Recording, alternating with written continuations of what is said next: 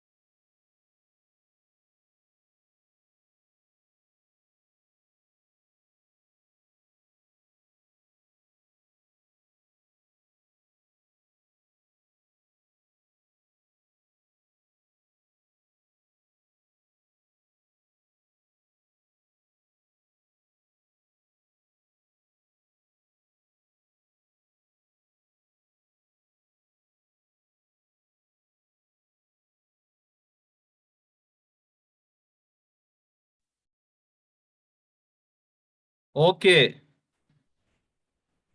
welcome back, friends. In the last session, we have started discussion about what is called a Ampere's law. What is the Ampere's law, beta? The line integral of, good evening, the line integral of magnetic field intensity around the closed loop is equal to total current enclosed by that loop. Here, this is the definition form.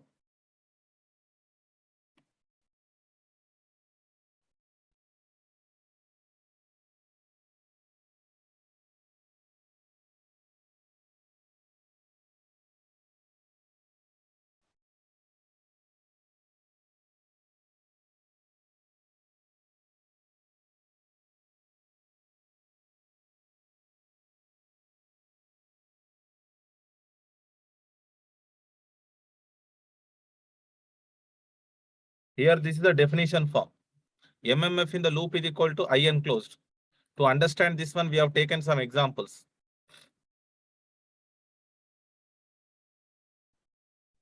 Okay, so these are the examples. Find the MMF in the following loop. These are the some of the examples we have taken. So what I will do here, this is a definition form, simple thing. MMF in the loop is equal to I enclosed. Now what I will do here, I will find out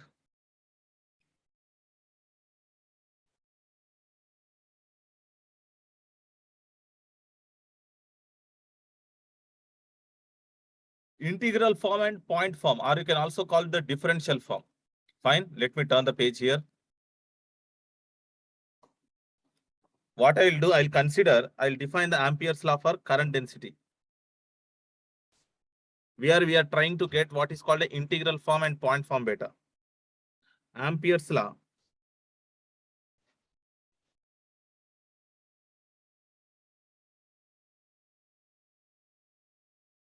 Ampere's law for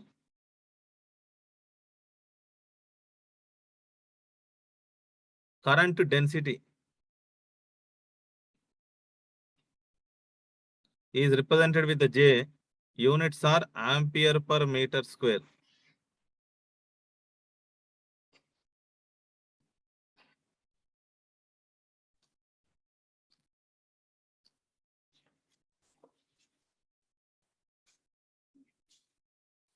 Okay. Now let us consider the loop beta. Here is a loop.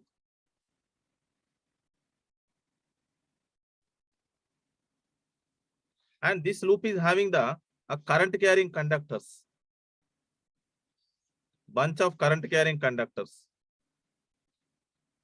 The current is flowing like this or like this or like this or whatever it may be, like this, like this. What these are? These are current carrying conductors.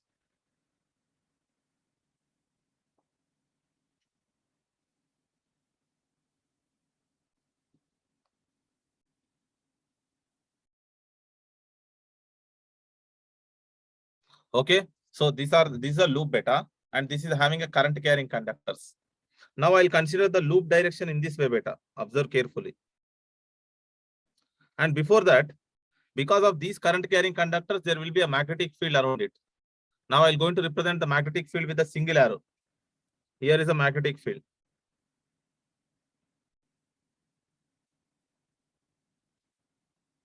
H is ampere per meter. Symbolically, I'm representing with a single arrow. Okay. Don't think that magnetic field is existing only there. So the magnetic field is present in that region. Just I'm representing with a single arrow. Clear? Yes. Now let us proceed further here. Now I'll consider the loop direction in this way beta.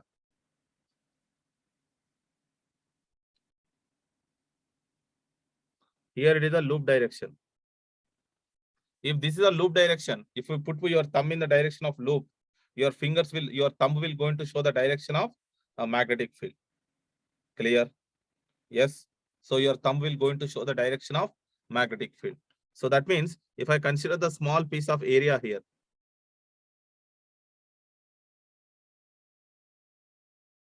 here it is dA.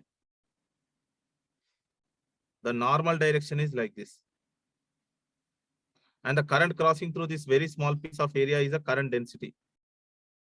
J units are ampere per meter square. Clear? I'll find out what is called. I'll use that Ampere's law here. What is Ampere's law, beta?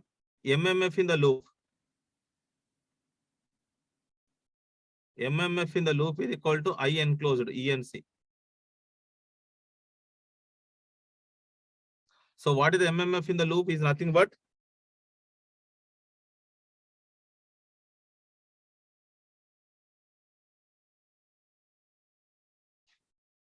closed line integral of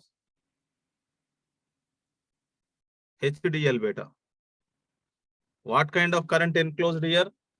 Here it is a conduction current density. If you want to get the overall current, you need to perform what is called a surface integral of J dot dA.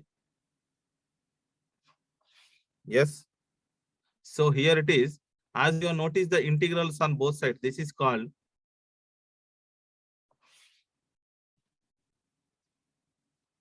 Ampere's law.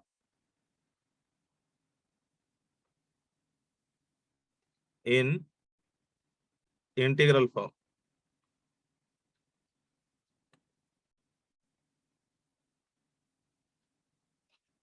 Okay, fine. Let me turn the page here, beta. I'll use what is called a Stokes theorem. From the Stokes theorem, what can be written? From Stokes theorem.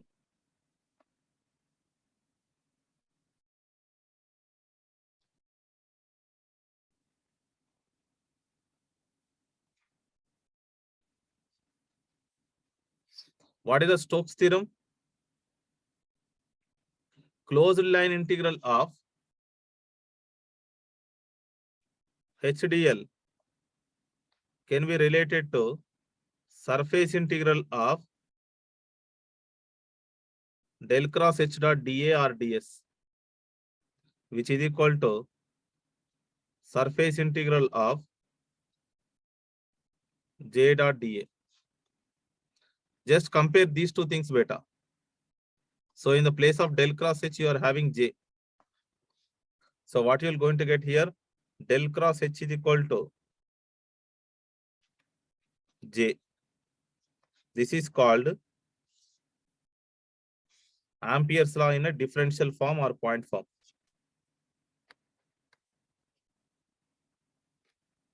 This is called Ampere's law in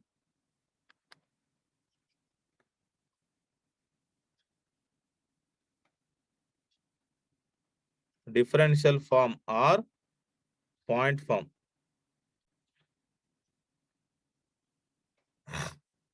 Okay, beta, let us proceed further.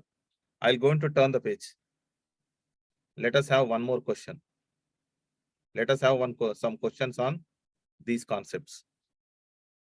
Yes, so this is the integral form, beta, and this one is a differential form.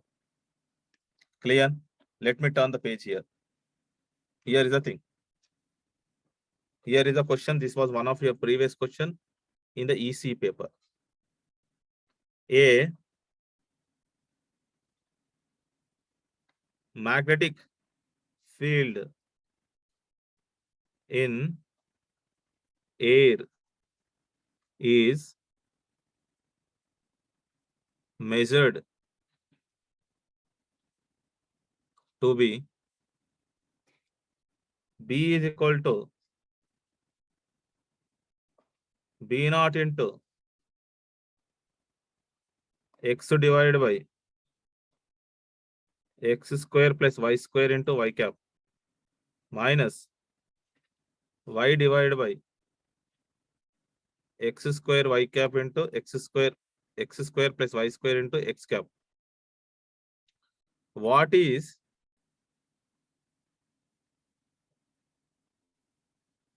current density? What is the current density tends to this field?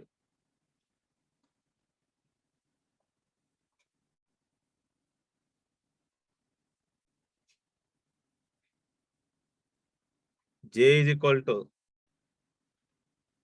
minus b naught into z cap divided by mu naught into 1 divided by x square plus y square, where r is not equal to 0. Option B, j is equal to minus b naught into z cap divided by mu naught into 2 by x square plus y square, where r is not equal to 0. Option C, j is equal to 0, where r is not equal to 0. Option D,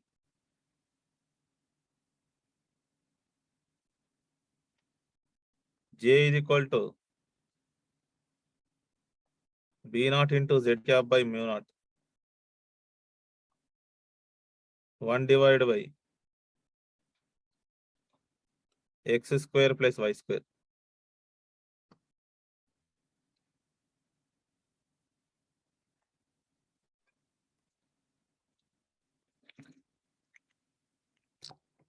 Yes. How do you find out this one, beta?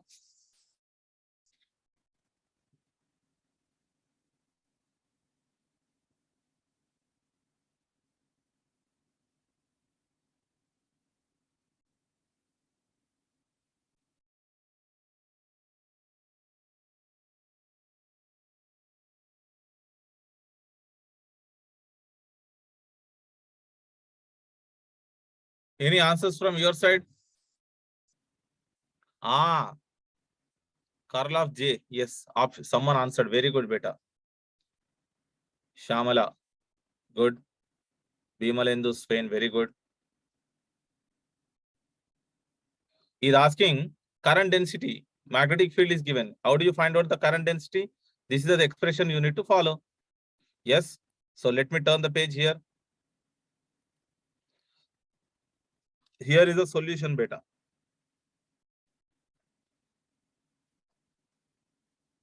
What is this J? We know that J is equal to del cross H, beta. So the J is equal to del cross mu naught into H divided by mu naught. What is this one? That is nothing but a B naught, B, magnetic flux density. So here J is equal to 1 by mu naught into del cross B. You need to find out. So let us try to find out the del cross B. So the del cross B is equal to x cap dou by dou x. What is the x component, beta? This is the x component. Yes. So which is minus beta naught into y divided by x square plus y square.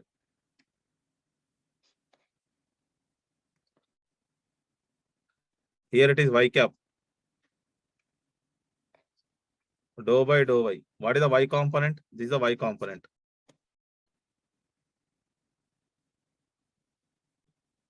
Beta naught into x divided by x square plus y square. Z cap into dou by dou z. Here it is 0.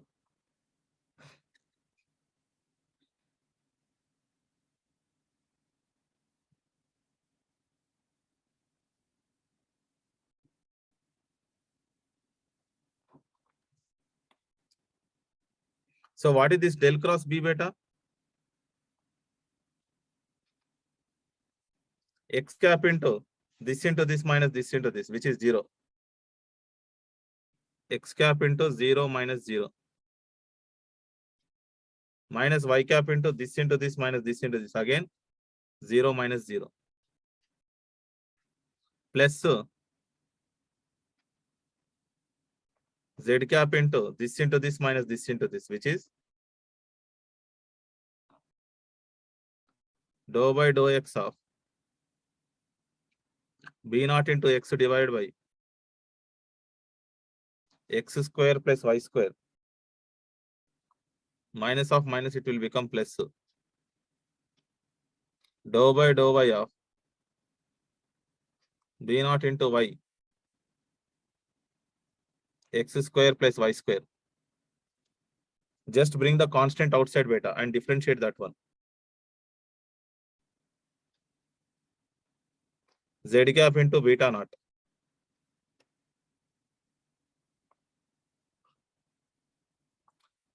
What is the differentiation here? Here it is. What is the differentiation of this one?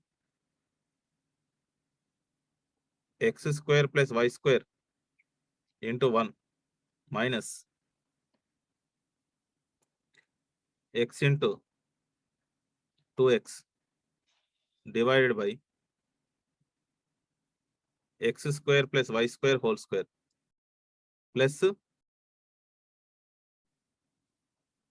x square plus y square into 1 minus y into 2y divided by x square plus y square whole square. So what it is? In the second step, you can write it as z cap is equal to beta naught into, in the numerator it is x square plus y square minus 2x square, denominator is same, x square plus y square minus 2y square divided by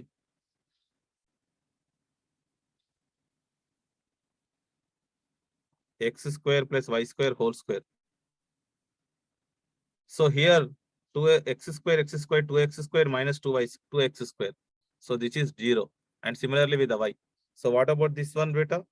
Numerator is 0. So the denominator must not be equal to 0. Then only it will be 0, isn't it?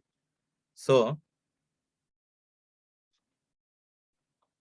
del cross B is equal to 0 if and only if x square plus y square is not equal to 0. Clear? Yes, let me turn the page here. So what does that mean? J is equal to 1 by mu naught into del cross B,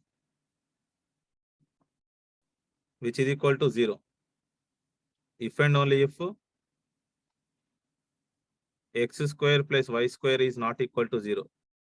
This x square plus y square is nothing but it is represented with the r square, which is not equal to 0, or simply r is not equal to 0. That means J is equal to 0 if r is not equal to 0. That is what mentioned in the question. So option C is the answer, beta.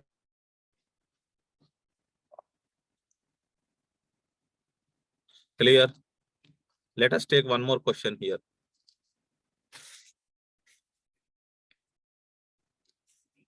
I'm going to turn the page here.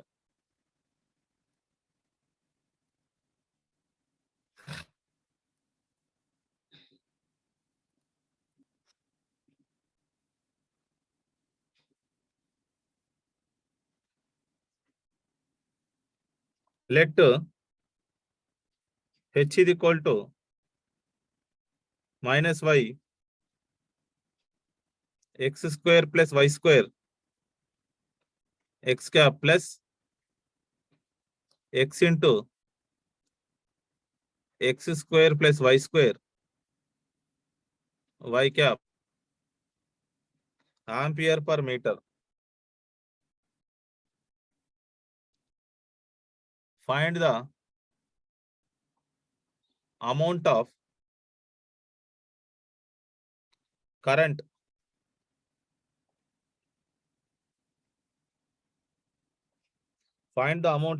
passing through z is equal to 0 in z direction. Z is equal to 0 in z direction, defined by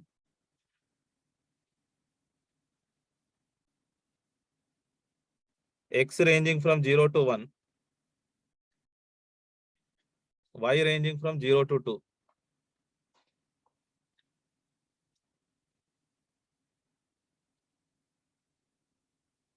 Let us try to understand this question first. Let H is equal to this one. Find the amount of current passing through Z is equal to 0 in Z direction. Defined by X and Y are ranging like this beta. Here is a question.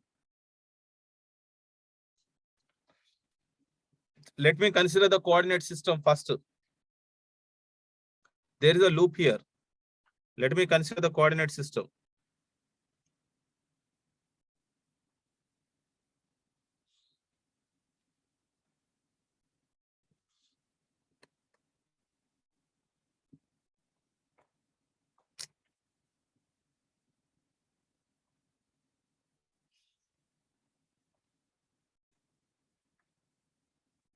Here is the x-axis.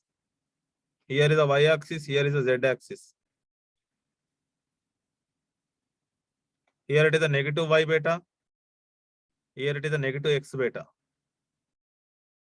Where this loop is located, x is 1, -1 to +1. Y is -2 to +2. -2 here, +2 here.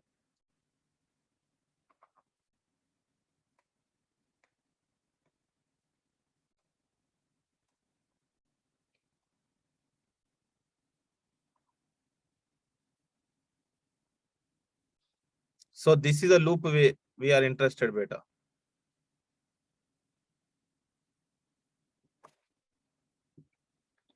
Okay.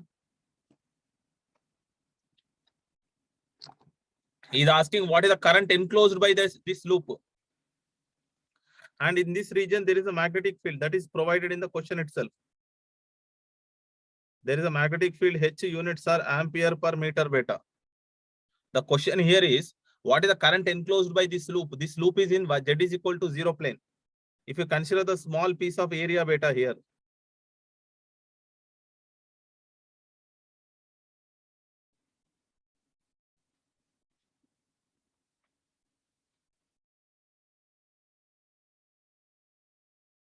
what is this differential area beta? dA, that is in the xy plane, which is equal to dx is into dy into z cap beta. Clear? Yes. So here, he is asking us to find out what is the current enclosed by that loop. IENC beta, IENC, which is equal to what we know from the Ohm's law, Ampere's law, MMF in the loop, which is nothing but what? Closed line integral of HDL beta. But never, if you want to go by the line integral, you have to perform the 4-time integration beta. So over this one, over this one, over this one, over this one.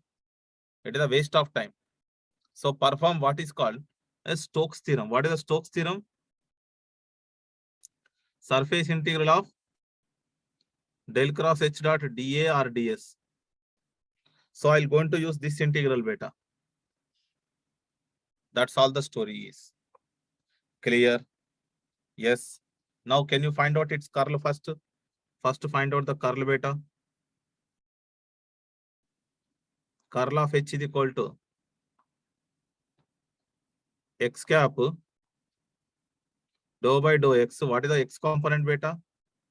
Let me, so the x component is minus y x square minus y cube. Here y cap dou by dou y x cube plus x y cube beta y square. Here it is z cap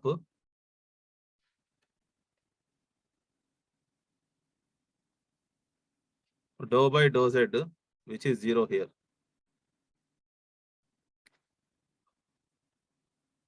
X cap into this minus this into this, which is a 0 minus 0.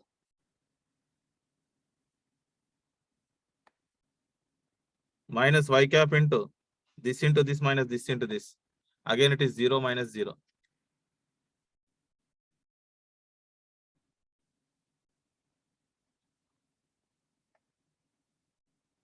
Z cap into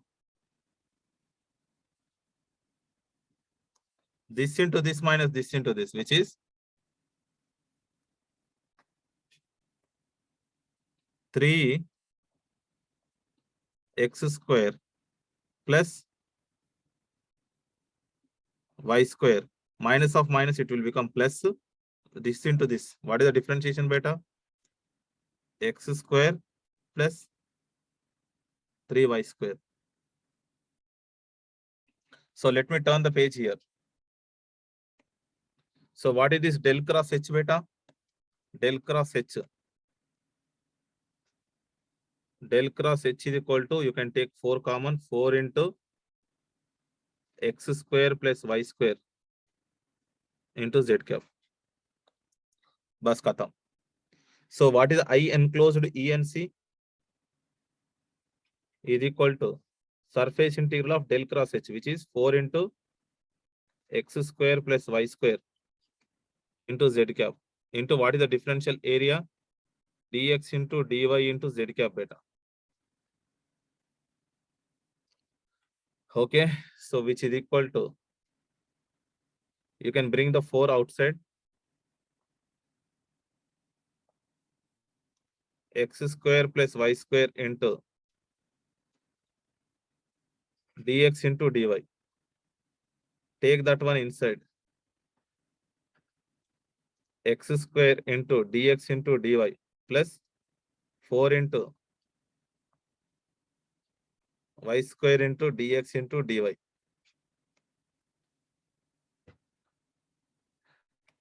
Okay, so which is equal to 4 into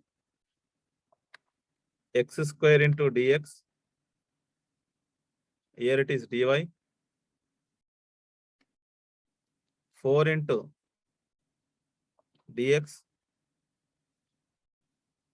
y square into dy.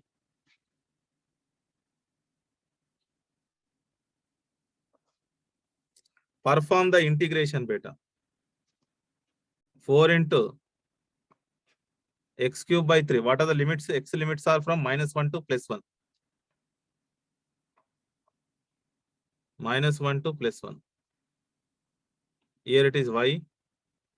Y limits are from -2 to +2.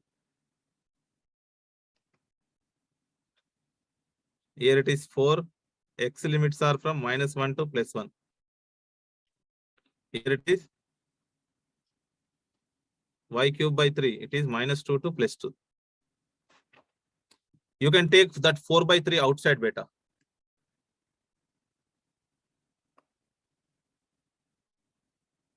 Here it is 2 into 4 plus 2 into 16. So which is 4 by 30 into 2 into 20 beta. So which is 160 by 3 amperes. So what is the I enclosed? 53.33 amperes.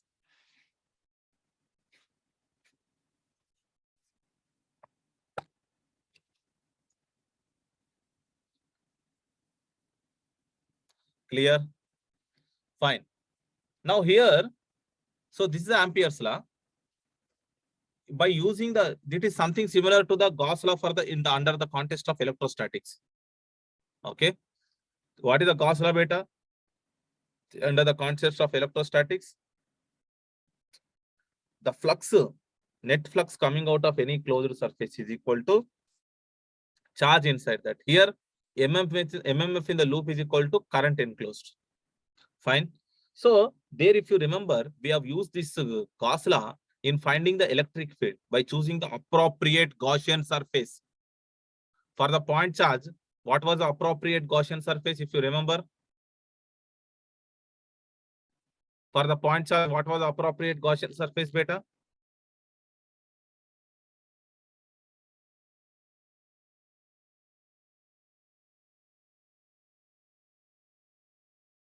Yes, sphere. For the line charge, cylinder, isn't it? For the different for the spheres, spherically placed charge, that is again a sphere. Here also what you can do, there is an application for what is called Ampere's law. There is application for what is called Ampere's law. You can make a use of what is called Ampere's law in finding the magnetic field. Okay, let us try to understand that one. I'll going to turn the page. So finding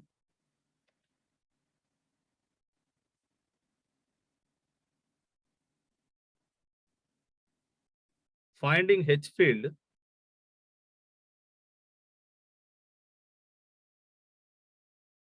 using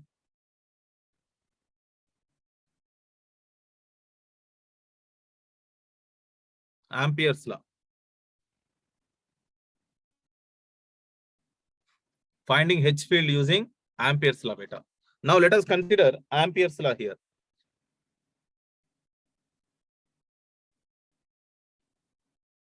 What is the Ampere's law? Closed line integral of HDL is equal to what it is beta? IENC. I enclosed. Clear? Yes. I enclosed. Listen carefully. Now what I'll do here, I need to choose the appropriate Amperian loop. What is this one? This is Amperian loop.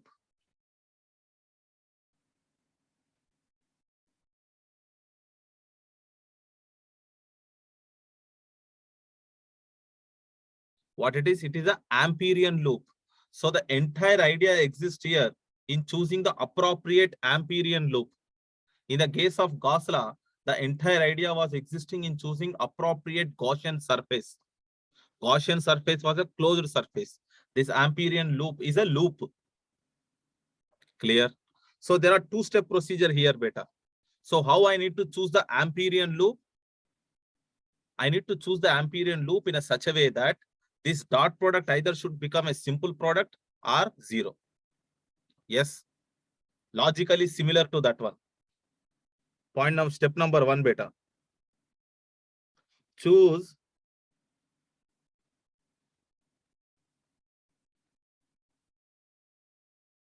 Amperian loop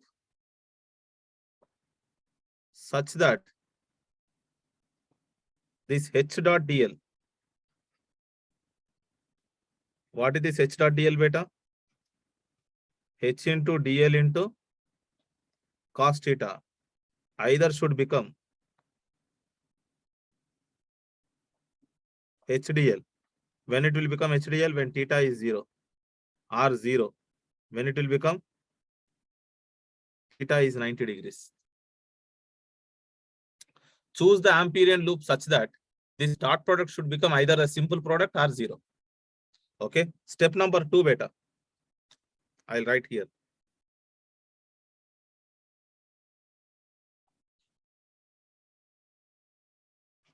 If H dot dl is equal to HDL, if dot product is equal to simple product, then H must be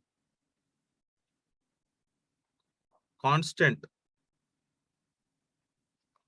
on loop. That means on Amperian loop.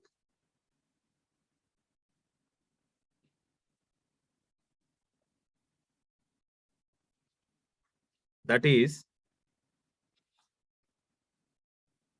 closed line integral of HDL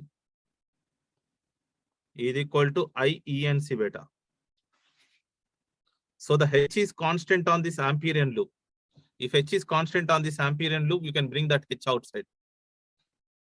Yes.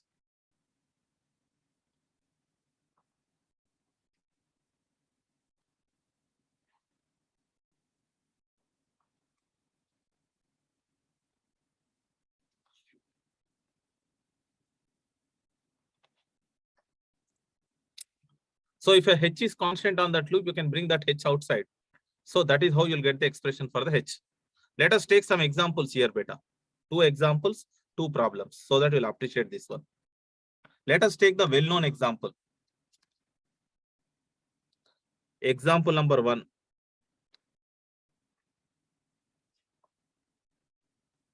Infinite line.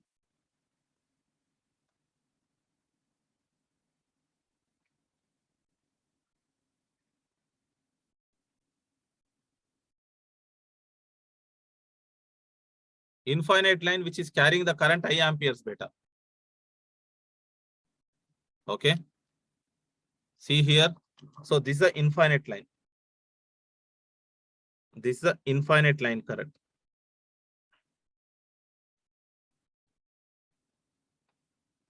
Which is extending from minus infinite to plus infinite. This is Z axis. Which is extending from minus infinite to plus infinite. Current is flowing in this direction.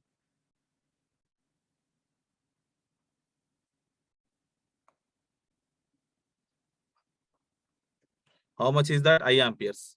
We know that if the current is flowing like this, what would be the direction of magnetic field?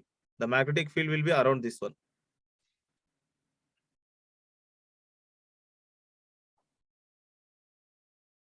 Here it is B5. And what is the expression for the magnetic field beta? Which we already know. B is equal to RH, let us say. We are talking in terms of H, nothing wrong. H5. So what is the H expression here? I divided by 2 pi rho into phi cap beta.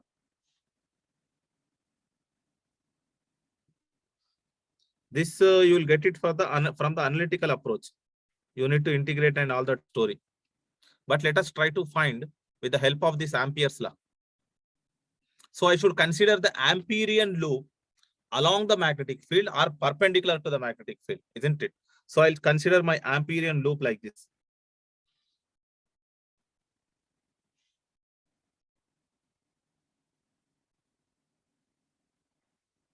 This is Amperian loop and this is the radius of the Amperian loop. Clear beta? So observe here. What is this Ampere's law is? Closed line integral of HDL is equal to IENC. So what is I am applying over that loop, Amperian loop. What is the current enclosed is I. So here the loop direction and magnetic field directions are same beta. If they are same, what happens? The dot product will become simple product.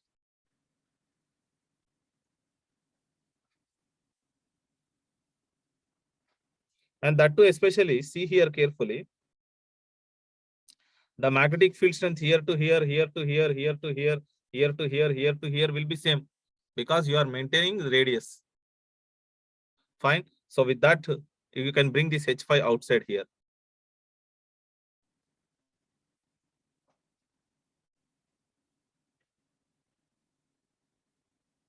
Yes. So this is a circumference. This is a radius. That is a circumference of a circle. What it is beta? H5 is equal to 2 pi rho into I beta. So H5 is equal to I by 2 pi rho. So H vector is equal to I by 2 pi rho into phi cap.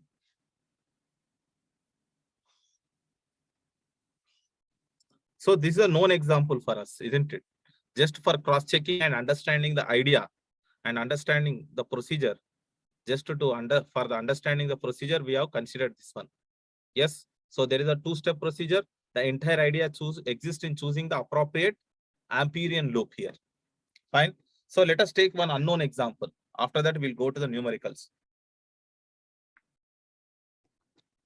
Very popular example in the electrical engineering, solenoidal. What it is beta? Let us have the example on the solenoidal.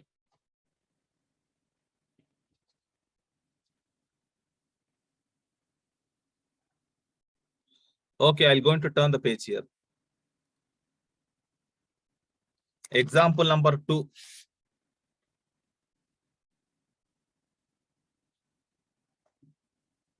This is extremely important in the electrical engineering. All your cores are excited with the solenoidal, are wrapped with the solenoidal to establish what is called a magnetic flux. Yes. So let us consider what is called a long solenoidal, or simply I'll call it as a solenoid.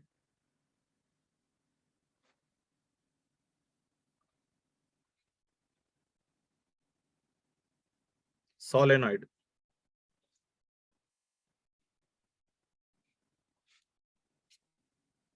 Let us consider generally what is a solenoidal beta. It is tightly wrapped one.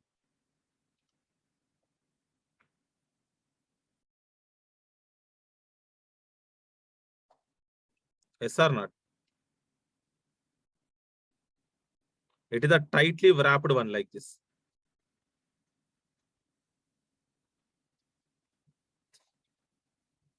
But for our understanding, just for our visualization, I'll going to draw loosely.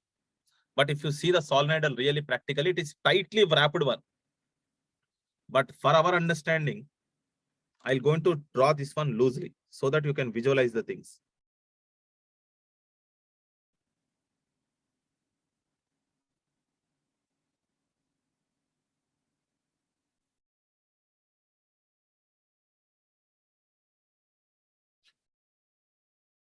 Clear, beta?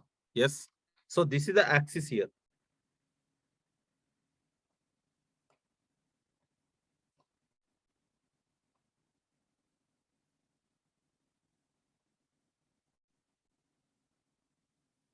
Okay. So current is going like this. It is like this.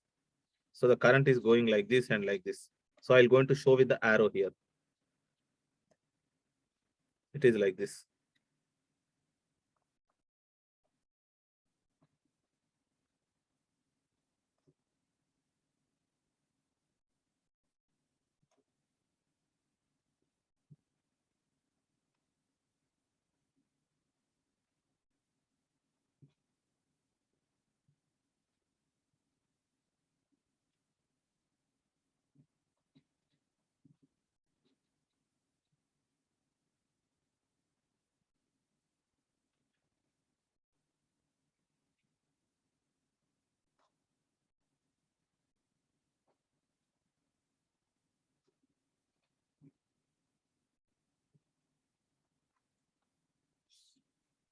It is like this, beta.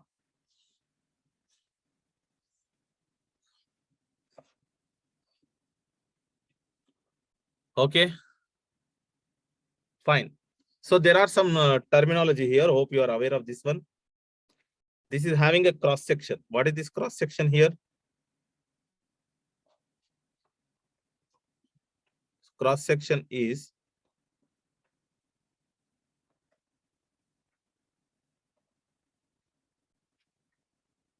a meter square. And what is the length of this one? Is L meters.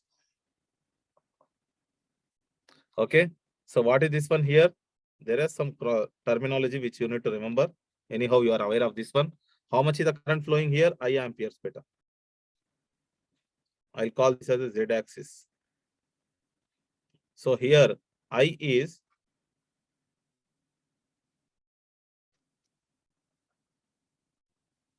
ampere per turn.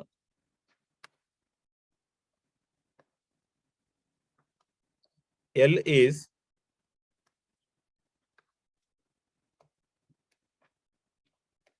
length of solenoid.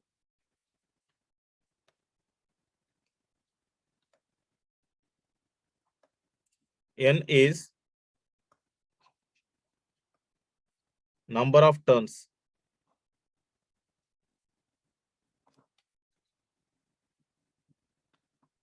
A is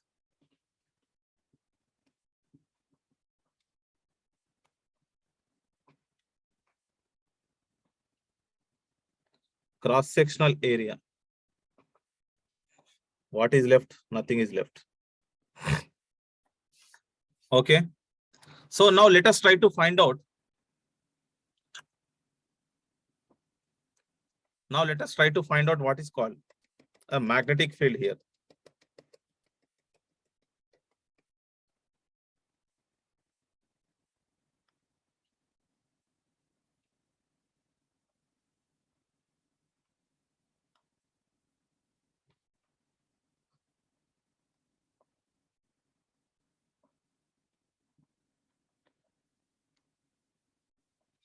Cross-sectional area.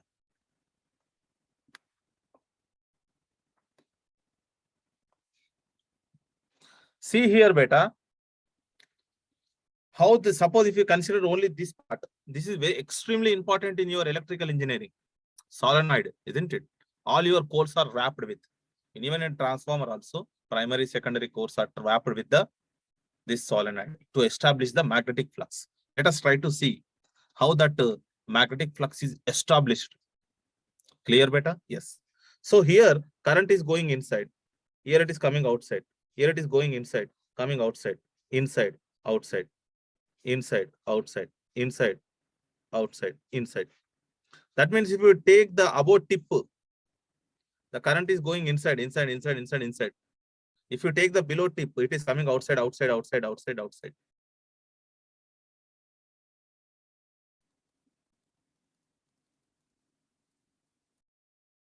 Clear?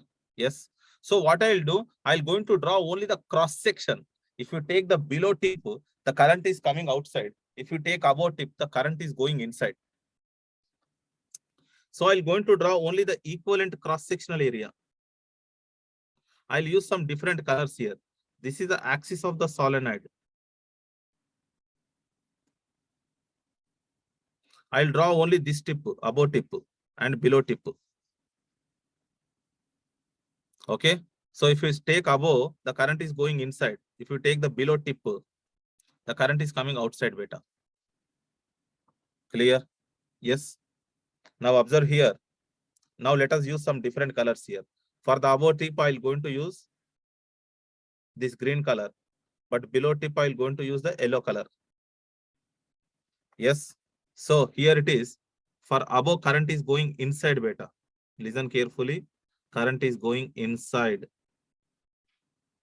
inside, inside, inside.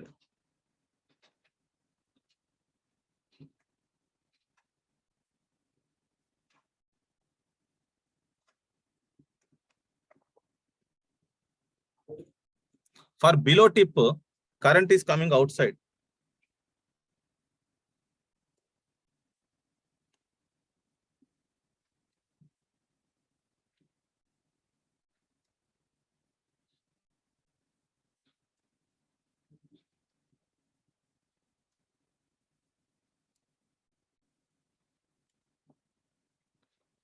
And so on. So this is looking like, if you take the cross-sectional view of a solenoidal, it is looking like as if you are having one infinite sheet below, one infinite sheet above. Clear? So this is one infinite sheet. This is other infinite sheet. So to avoid the confusion, I'll use the different colors to indicate the fields. Yesterday itself, I hope, we have discussed one formula. The magnetic field due to the infinite sheet. What is the magnetic field due to the infinite sheet, beta?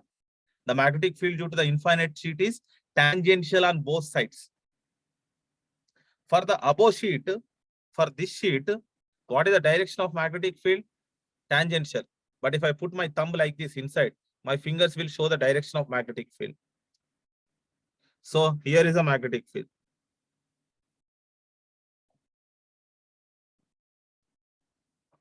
Like this. Here is a magnetic field. I'm using the green color. What does it indicate? This is a magnetic field due to this sheet. To avoid the confusion. Like this. Like this. Like this.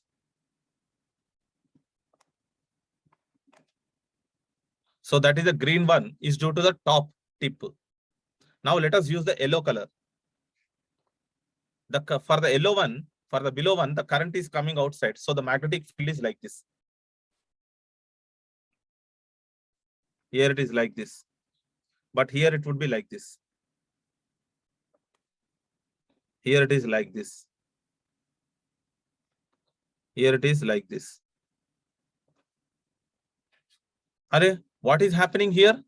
So this is will cancel out. This also will cancel out. Here it will going to add up.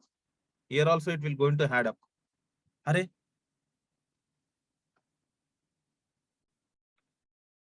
so here is a magnetic field H. Magnetic field is getting added up inside the coil. If you want me to show how does the magnetic field looks here, beta, it is like this.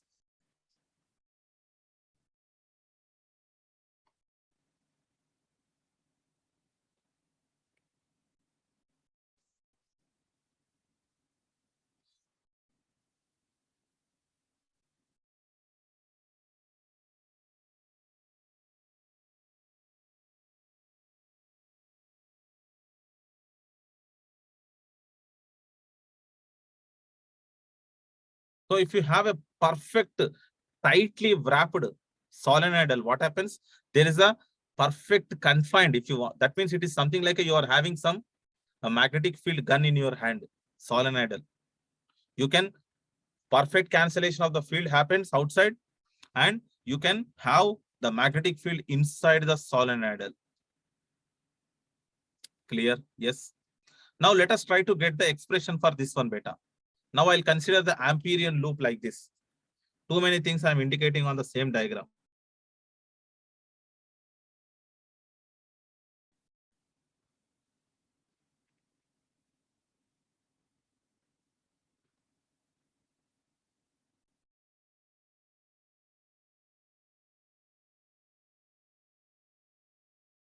Here is a loop.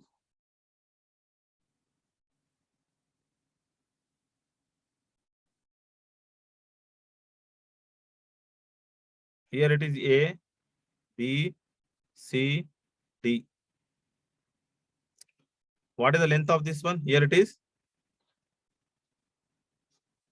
delta L. Okay, let me turn the page here. That is the Amperian loop here. This red one is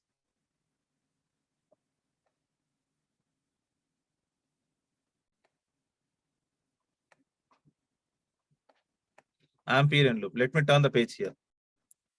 So apply that Ampere's law, beta. What is Ampere's law? Closed line integral of HDL is equal to IENC, enclosed. But here I have used the red color. Let us use this one. Expand this one, beta. I need to expand this Amperian loop over this one. Yes. So here it is. A to B H dot DL plus B to C H dot DL plus C to D H dot DL plus D to A H dot DL. And what is the current enclosed by that loop? What is the current inside that loop? I'll do something like this. N divided by L, number of turns per unit meter, into delta L into I. Is that correct? What is this one, beta? This one is number of turns, number of turns per meter.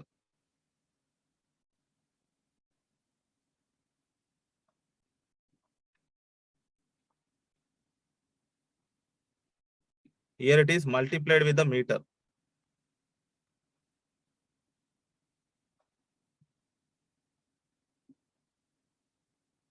Multiplied with the I. What is I?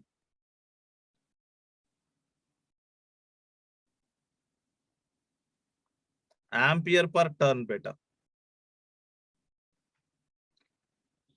So the turn will cancel out, meter will cancel out. You're going to get a total current enclosed.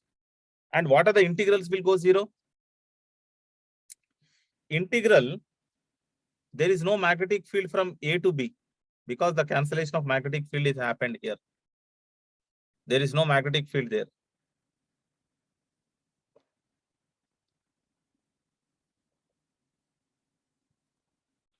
Yes. So there won't be any integration from A to B.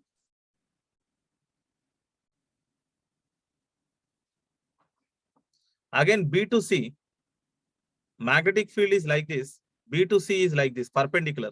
So the dot product will become 0. So the B to C will also be, B to C dot product is 0.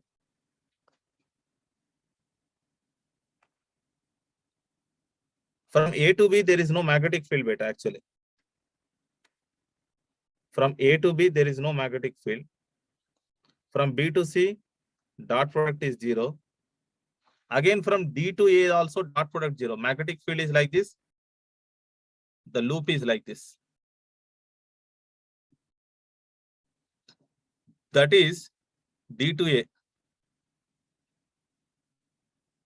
D to A dot product is 0.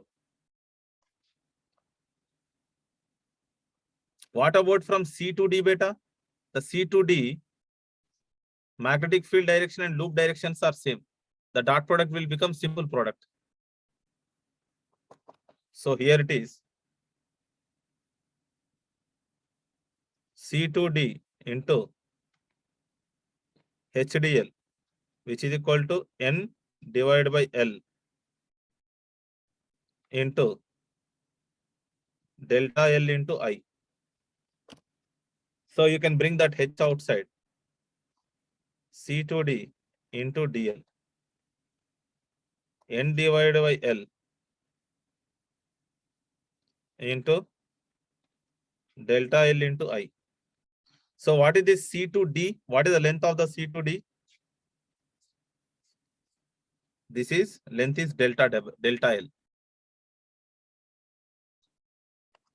Okay, let me write down here.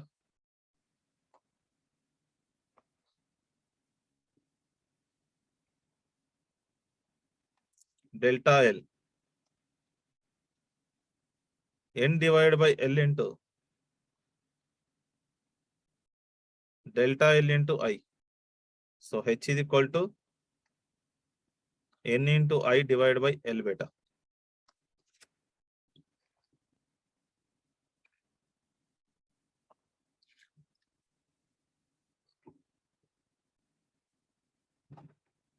N into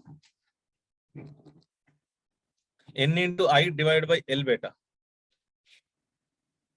Yes. So this is a very popular expression in your electrical engineering. This N into I is called is an ampere per turn, or simply you can also write it like this. H into L is equal to N into I. This is called MMF in the loop. Yes. So this integration has approximated into H into L. MMF in the loop. The integration is nothing but multiplication with the length. Yes. So this is a very popular expression in your electrical engineering.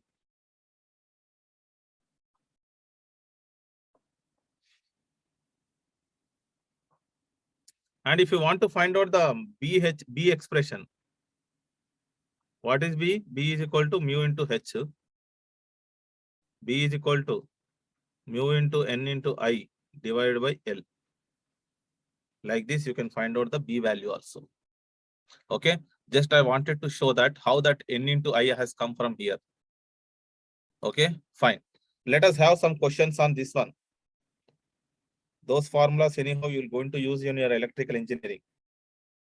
But let us have some questions on the use of this Ampere's law in finding the magnetic field beta.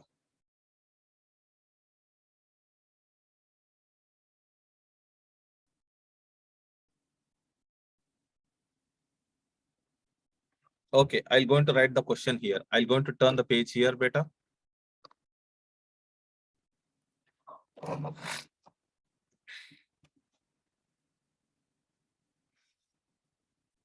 And infinitely long uniform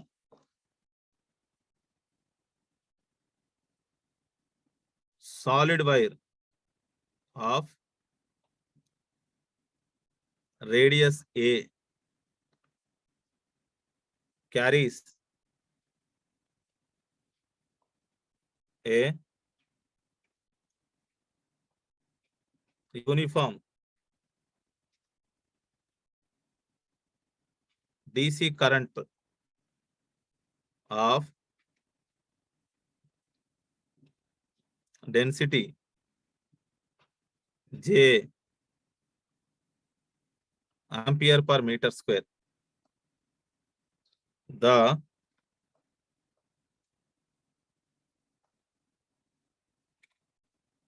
magnetic field at a distance from the center of the wire is proportional to option A, rho for rho less than A and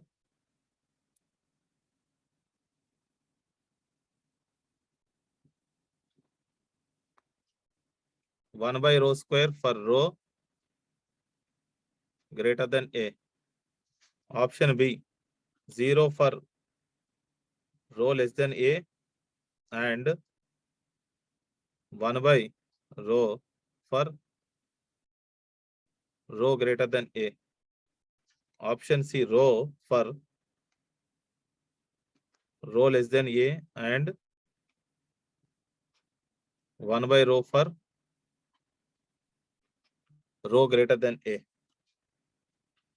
Option D, 0 for rho less than A and 1 by rho square for rho greater than A. Yes, beta.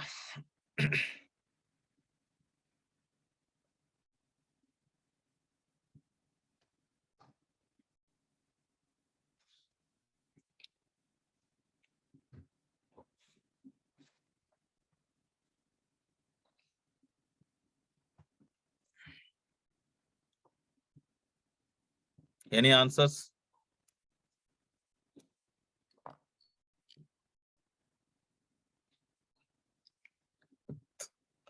See here, we need to draw some diagram here. An infinitely long uniform solid wire of radius A meters carries a uniform DC current density of J ampere per meter square.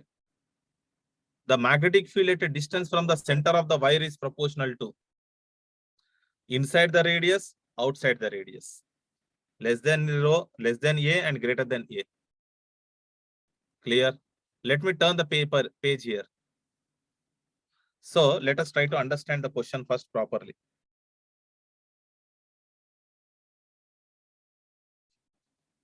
Here is a cylinder beta.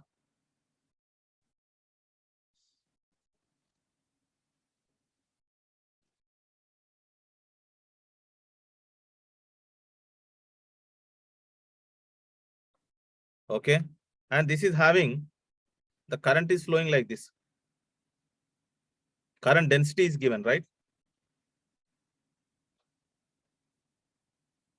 How much is the current density? J.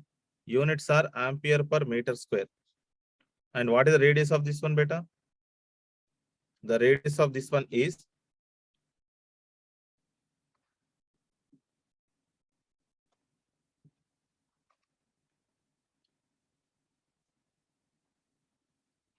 A meter, beta. Yes. And he's asking what is the magnetic field inside somewhere here and outside here. Yes, let us take the top view of this one. So how does the top view is? The top view is like this. I'll draw here itself. And current is distributed uniformly.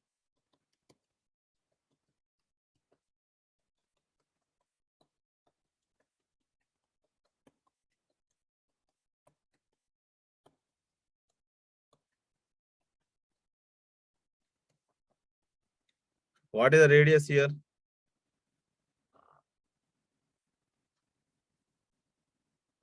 Radius is A meters. And what is the current density here is J. Units are ampere per meter square. Clear, beta? Let us take the two cases separately, inside the cylinder and outside the cylinder. I'll take it as a, for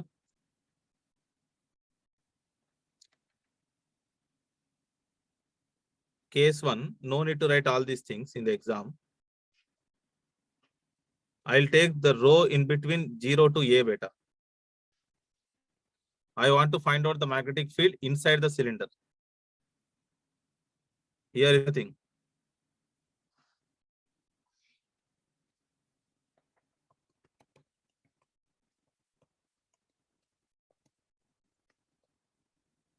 Yes. Here, this is a radius, beta. A meters. I'll consider my Amperian loop here like this.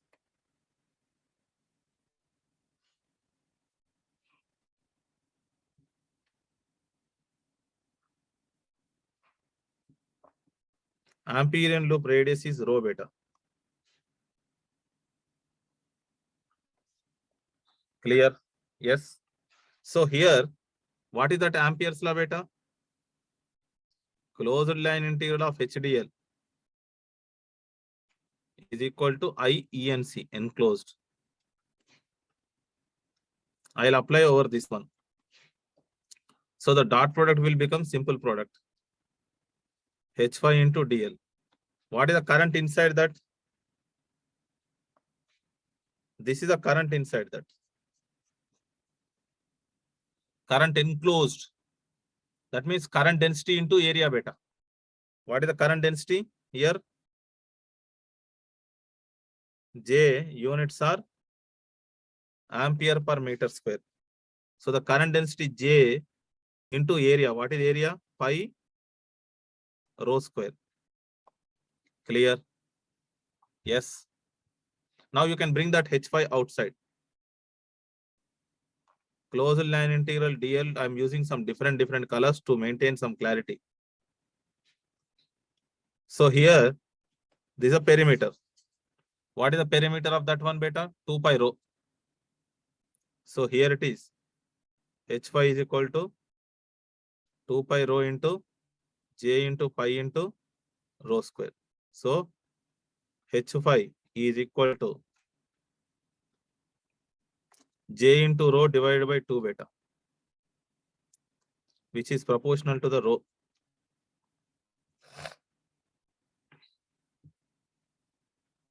Okay. So if you are measuring the magnetic field inside, that means from 0 to rho A, it is proportional to the rho. Let me go back and check out the options. Proportional to the rho, it will be from option A and C. For rho less than, it is proportional to the rho.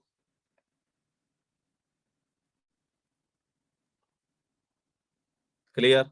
Now let us consider case number 2, beta. I'm going to turn the page here.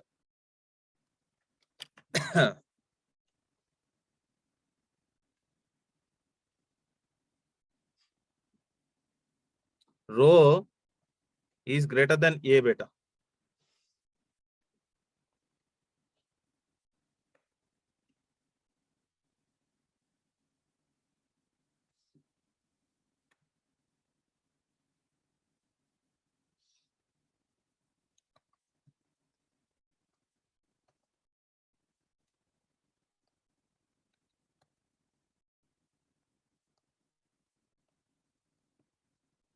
Yes.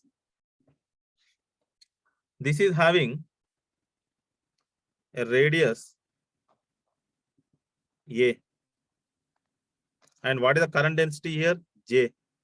Units are ampere per meter square. I want to find out the magnetic field outside this one, isn't it? That means somewhere here. This is an Amperian loop beta. This is having a radius rho beta. Clear? So what is that Amperian loop? Closed line integral of HDL is equal to IENC.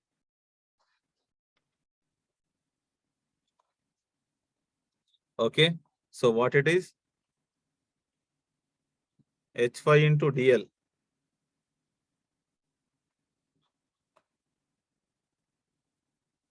What is the current enclosed beta?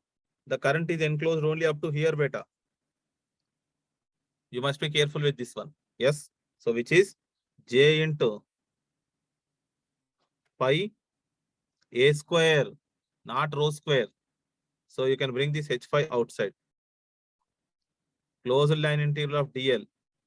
J into pi A square. What is this one? It is the perimeter of this one. So here it is. H5 is equal to 2 pi rho is equal to J into pi into A square beta. H5 is equal to J into A by 2 rho beta. It is inverse proportional to the rho.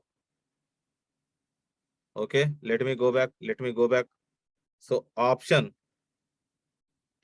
C is the answer.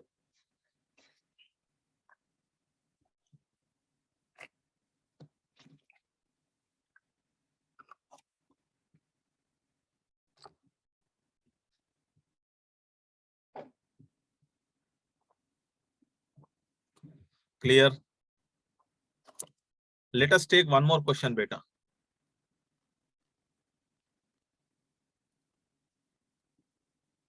I'll going to turn the page.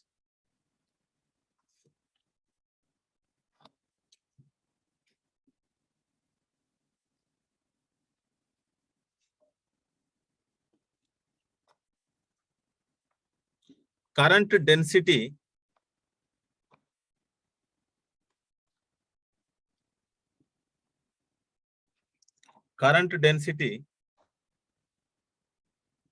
J in cylindrical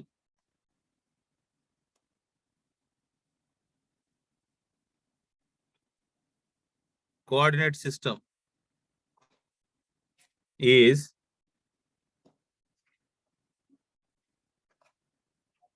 given as J of rho comma phi comma z is equal to 0 for rho is ranging from 0 to A, and it is which is equal to J naught into rho divided by A square into Z cap for rho is ranging from A to B beta. In the region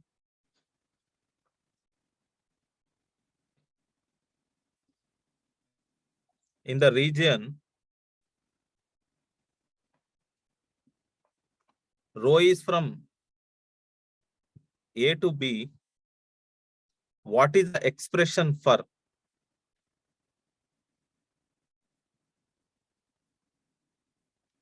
What is the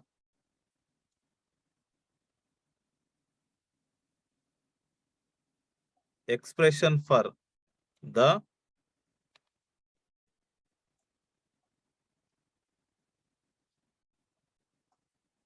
magnitude of magnetic field intensity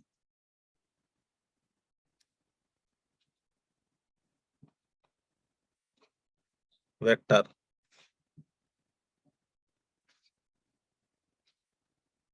J naught divided by rho square into rho cube minus A cube.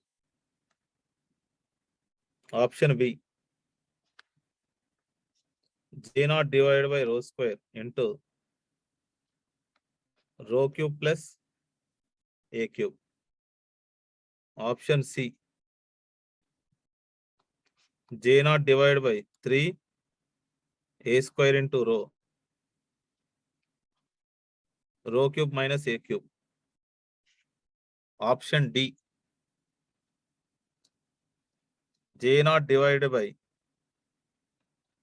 2 pi rho into rho cube minus A cube.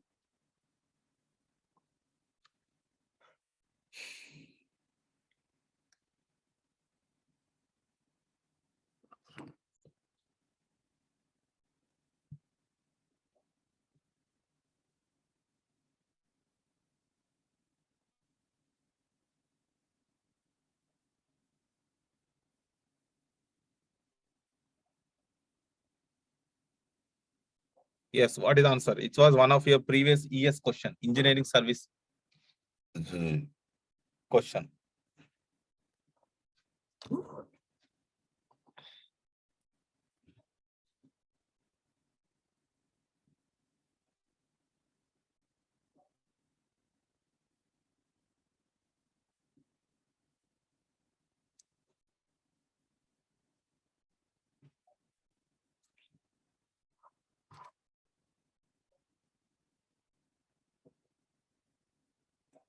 If it is the ideal conductor, Bhanu Chandra,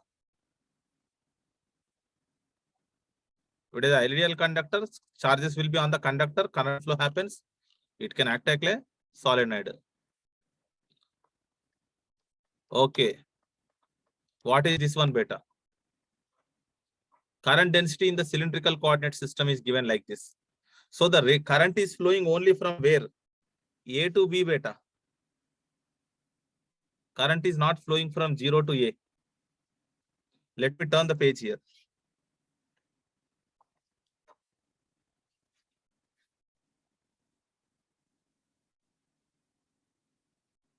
Let me draw the coordinate system. Here is a coordinate system.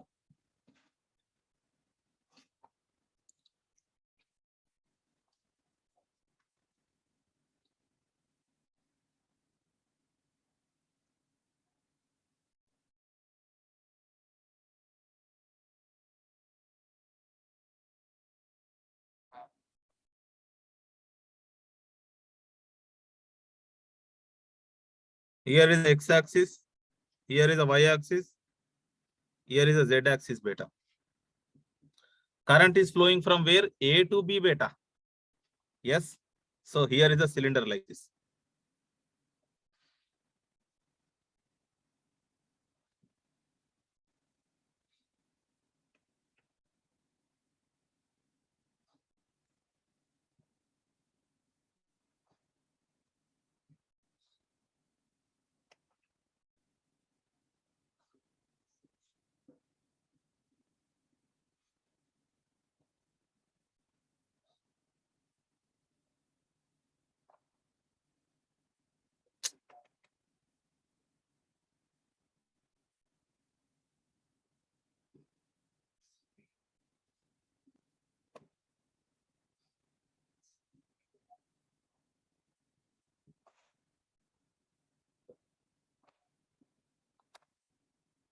Okay. So what is this one beta?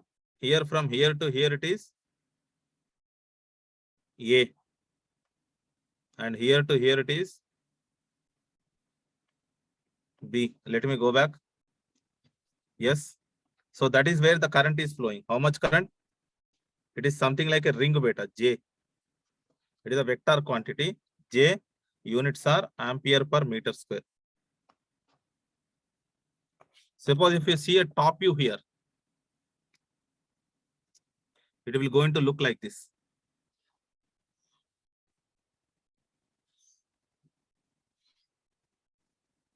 Yes.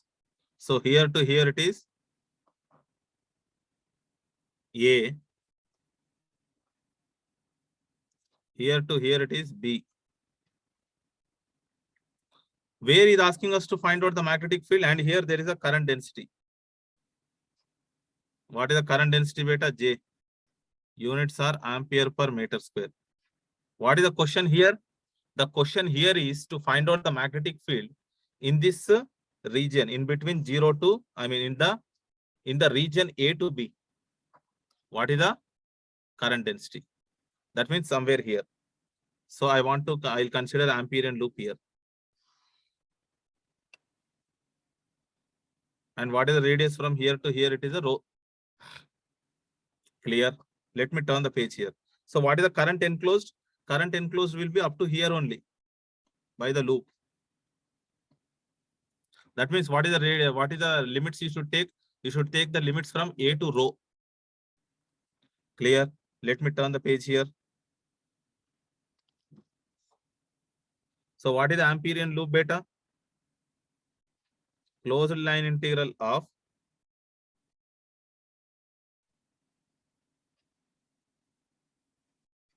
HDL is equal to I enclosed ENC beta, which is nothing but here it is a surface integral of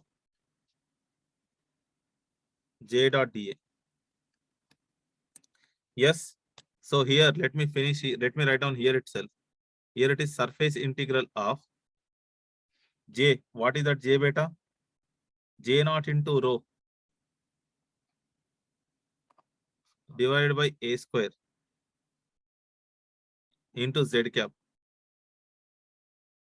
Dot product with differential area. What is the differential area? Can I write down that entire thing? Rho d rho d phi Z cap. Next, rho d phi dz rho cap plus dz d rho phi cap. So after dot product, what will remain? Here it is Z cap. Here it is Z cap. These two terms will go 0.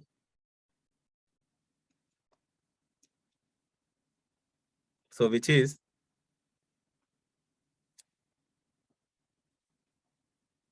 H phi into dl,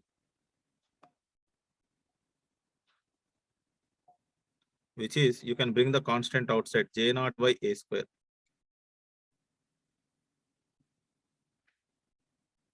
Rho into d rho into d phi, which is J naught divided by A square into rho square into d rho. Here it is d phi. What are the limits of rho beta? The limits of the rho is from, I need to find out enclosed current, A to rho beta.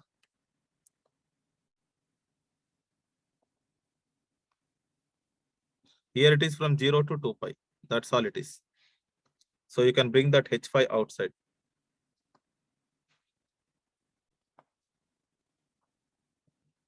Which is equal to J naught divided by A square into rho cube by 3. Limits are from A to rho. Here it is phi, limits are from 0 to 2 pi. So here it is a perimeter beta. So the H phi is equal to 2 pi rho into J naught divided by A square into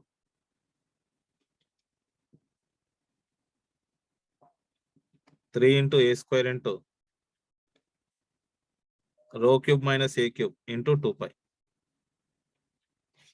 So what is the final expression for H phi beta? So the final expression for the H phi is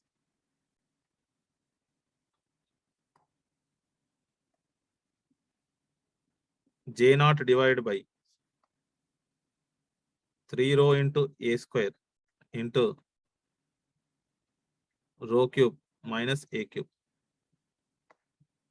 Some of your friends have immediately answered. Very good.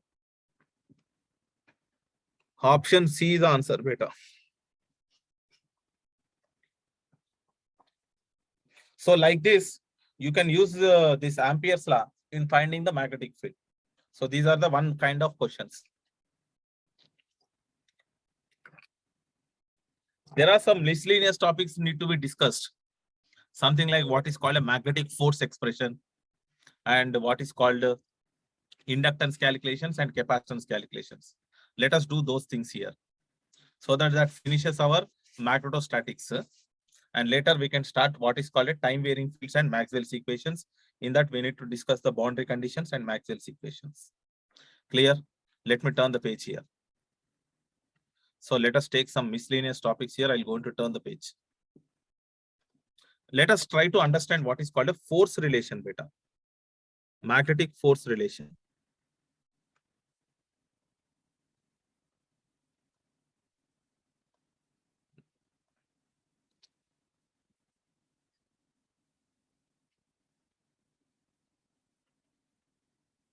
If you remember, in the Biot-Savart's law, we have started with a single current carrying conductor. If you have a single current carrying conductor, what is there around this one? There exists what is called a magnetic field. And we have seen the magnetic field expression and all that story. Yes. But I want to understand what is called a magnetic force. What is the essential requirement for the force? There must be two minimum there must be two bodies to have the force. Isn't it? There is a mass. There is a earth surface and there is a mass. Isn't it? So there is a current carrying conductor. There is a one more current carrying conductor. It will create the field and it will experience the force. Or it will create the field, it will experience the force. There must be minimum two bodies are required here to experience the force. Fine. Observe here, the magnetic force expression is a little bit complicated because the cross products are involved. Yes. So let me write down the things here properly. Here it is a current carrying conductor.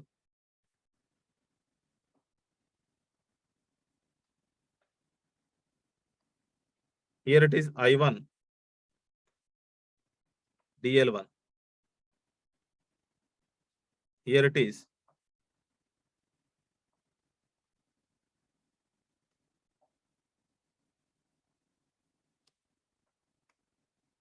I2, DL2. Two current carrying conductors are there. This is the origin here. This is located at a distance of R1. This is located at a distance of R2. Here it is R1. Here it is R2 beta. Now what I want to do, I want to find out the force on second conductor due to the first conductor. So I need to frame a vector like this. So here it is R12 vector. Here it is a unit vector beta.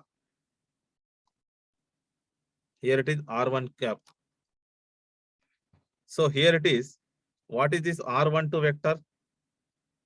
Which you already know. R2 minus R1 beta. And what is this unit vector? R12 cap is equal to vector by its magnitude beta. All this story we know.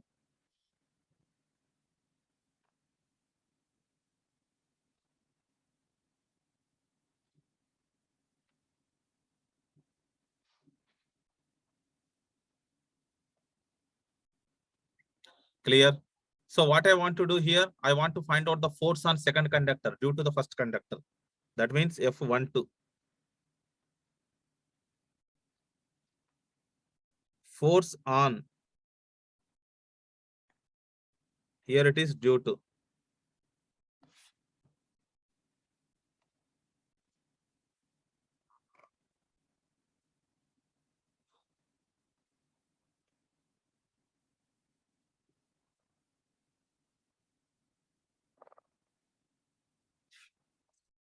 Okay, listen carefully. Now I want to find out the force on second conductor due to the first conductor. I'll write down the first equation. Later I'll decode this one. Little bit complicated. Mu by 4 pi into I2 DL2 cross I1 DL1 cross R12. Space is not sufficient here. I'm going to turn the page.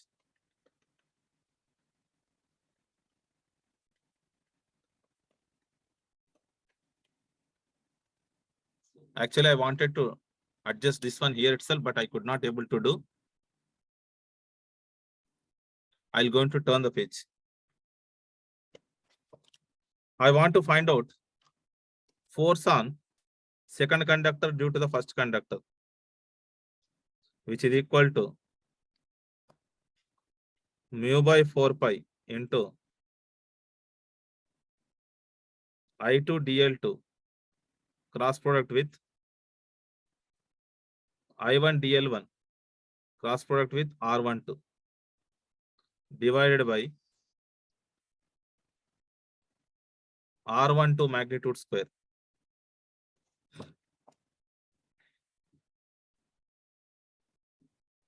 Looking complicated, but let us try to decode this one step by step.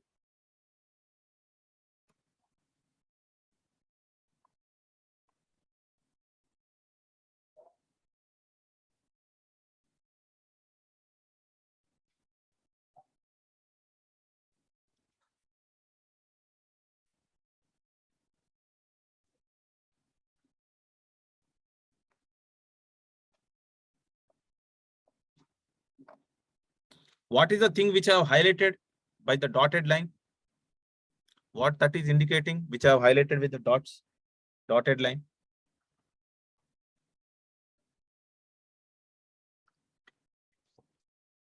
Come on, speak out. Come on. Magnetic field density, very good. B vector, very good, very good, very good. It's not A vector, beta, B vector. It is nothing but a Biot-Savart's law. Yes or not? So how this can be written here? F12. F12 is equal to, in a short form, I2 into DL2 cross product with DB1. See here. It is very easy to interpret. It is a force on due to, it is a force on second conductor due to first conductor. That means force on second conductor. You have got a first conductor here. It will create the magnetic field around this one. And I have brought the second conductor. So how you can interpret this equation, beta? There is a first conductor. First conductor is creating the magnetic field. What is that magnetic field? B1. And I have bought a second conductor. So it will go, second conductor will going to experience the force. Clear? See here, beta, I have kept the brackets here. Why? What does that mean? First, you need to perform this cross product first while using this formula, this expression. You need to perform this cross product first. Then after that, you need to perform this cross product. Because the cross product is not commutative. A cross B cross C is not same as if you change the order of cross product. Yes.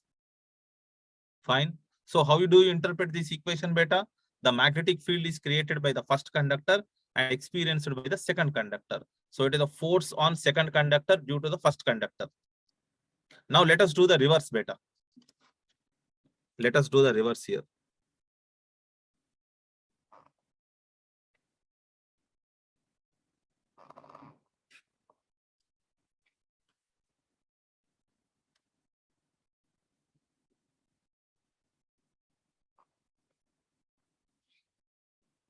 F21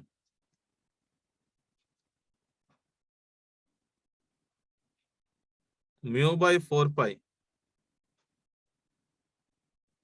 I1 DL1 cross I2 DL2 cross R21 cap divided by R21 magnitude square.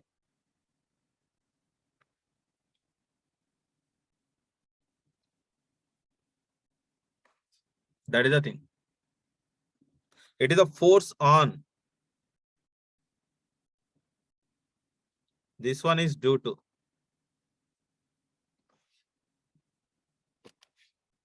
Clear? So let me highlight this part here, beta.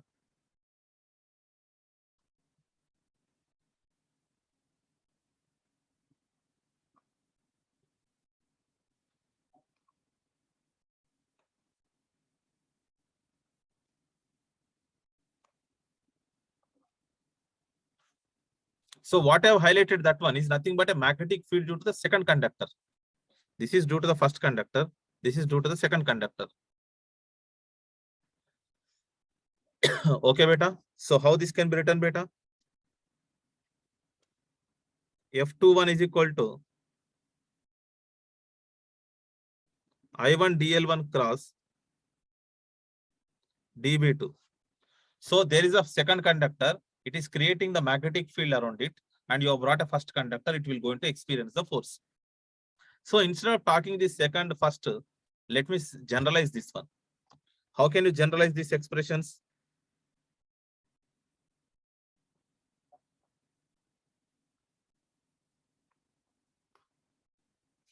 I'll going to generalize this expression like this. Magnetic force is equal to I into DL cross B. This is extremely important expressions in your electrical engineering. So instead of talking in terms of the first conductor, second conductor, how can you generalize this one, beta? You can just say that whenever current carrying conductor is placed in a magnetic field, it will going to experience the force. Array, it is a motor principle, isn't it?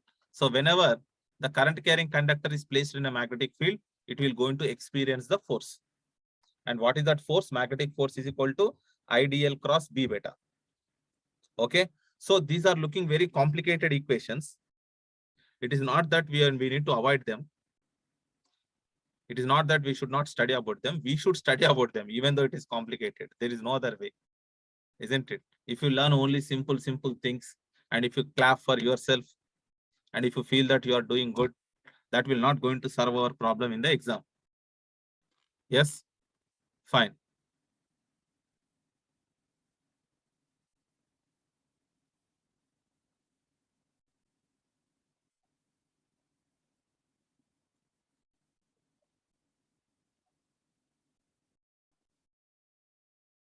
Clapping.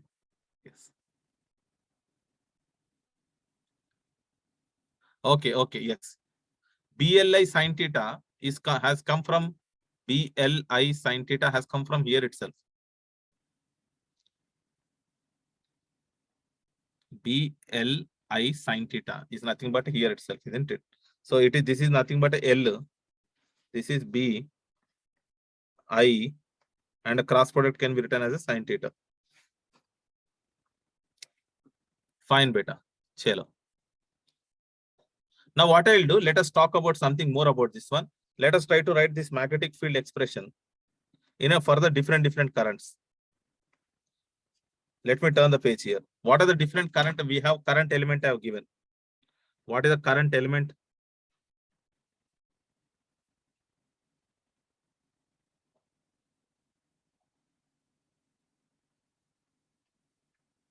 Current elements units are ampere meter beta.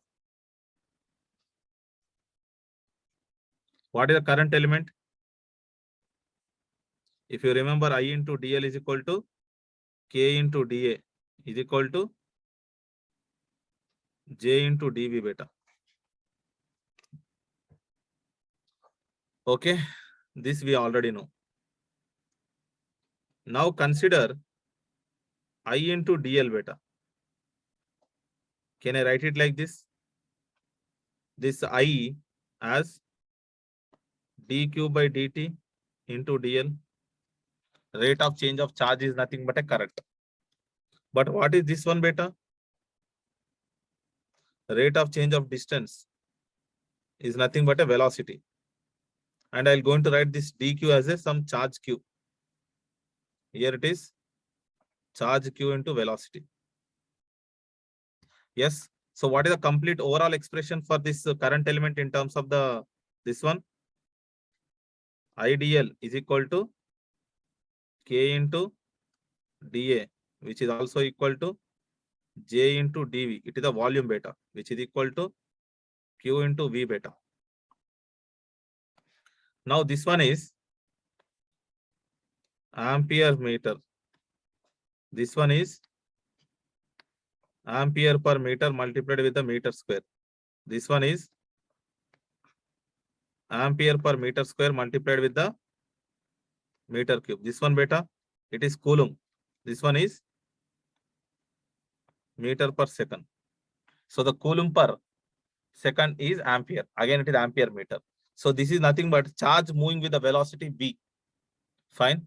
So now what is the overall expression for the magnetic field beta?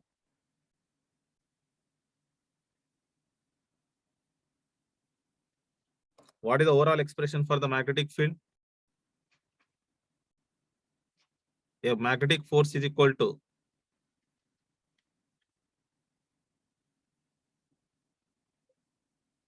I into dl cross B. I into dl is also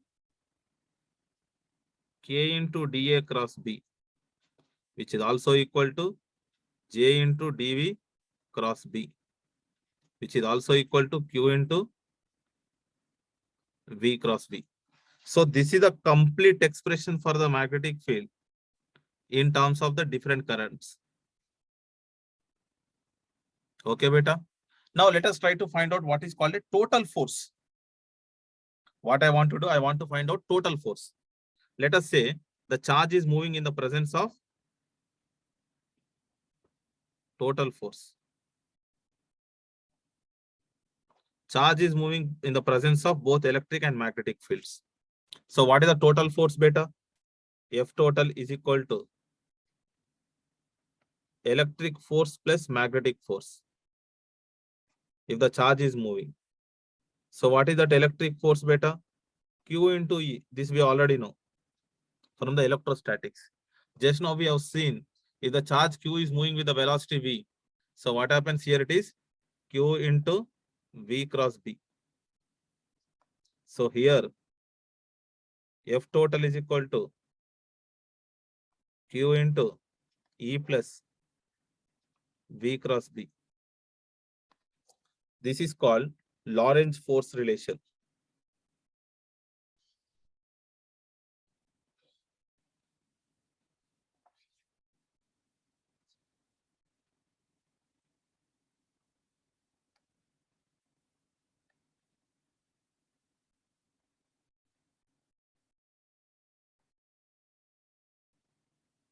Okay, so these are the some of the things.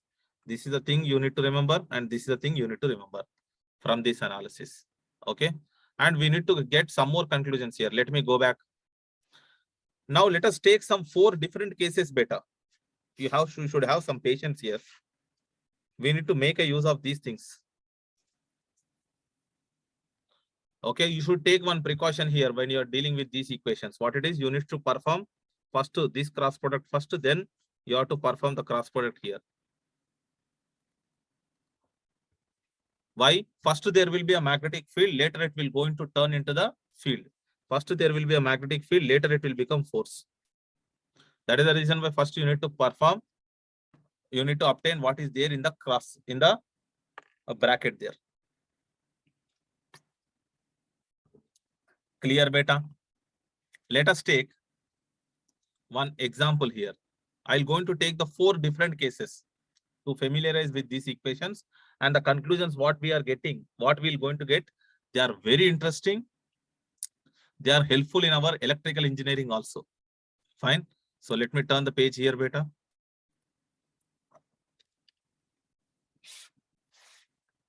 As I said earlier, you should not see the subject as an isolated one. You should not read only for your 4 marks or 10%, 6 to 8% of the questions in your engineering service. You have to see this subject as a complementary for your electrical engineering subjects. If you learn more about, if you know more about electromagnetic theory, you will be more comfortable with your core subjects. If you have any doubts, you can come back and you can cross-check yourself with the concepts of electromagnetic theory. You will be learning the machines, you will be learning motors, generators, isn't it? They are all works on these principles itself. What we have learned in what we are learning in the electromagnetic theory. Clear? It's not a separate subject. It's just in and around with you, isn't it? Fine. Throughout the journey of your preparation. Now let us take some 4 different cases, beta. So what are the 4 different cases I'll going to take? I'll going to take 4 different cases like this. I'll consider the 2 current carrying conductors. I'll consider the 2 current carrying conductors. If 2 current carrying conductors are axially placed, what happens? If 2 current carrying conductors are perpendicularly placed, what happens? What will be the force between them? If 2 current carrying conductors are parallelly placed and they are carrying the current in the same direction. And in the 4th case, these 2 current carrying conductors are parallelly placed and they are carrying the current in the opposite direction. So we're going to take the 4 different cases, beta. Fine. Okay. Now observe here carefully. Case number 1.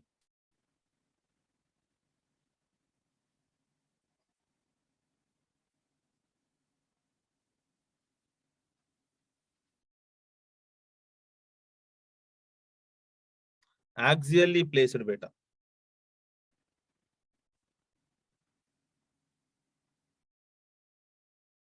Okay.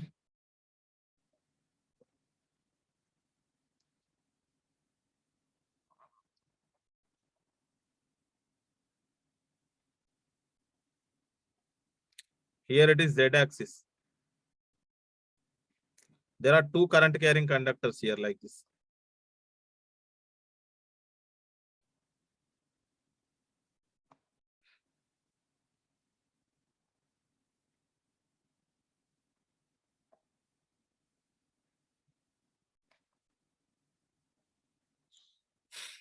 Current is flowing like this.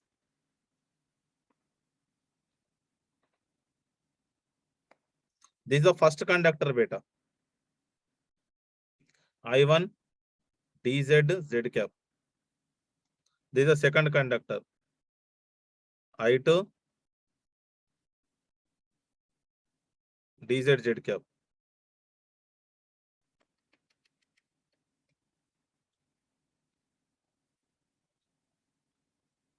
I2,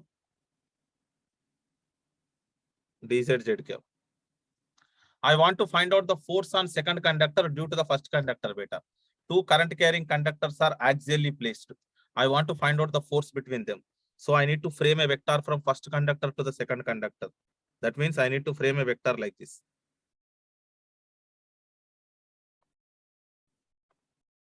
So here it is. R12 cap is equal to Z cap, beta.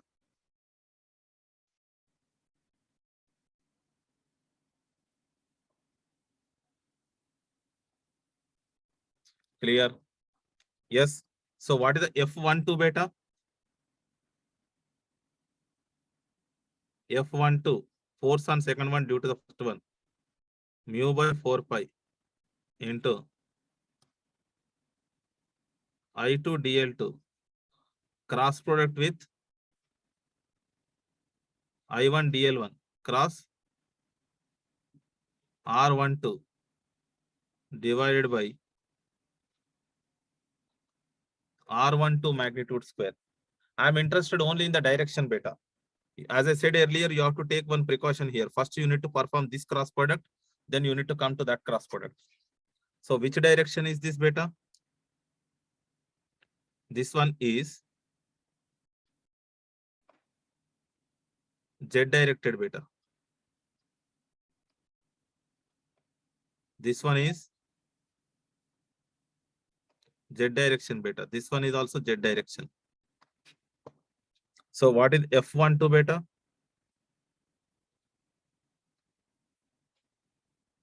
Just to write down the directions here. Z cap cross product with Z cap cross Z cap.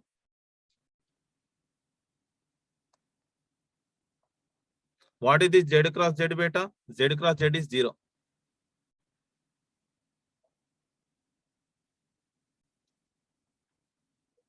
So Z cross 0 is 0. So there won't be any force on the second conductor due to the first conductor. Similarly, you can do the vice versa. F21 beta.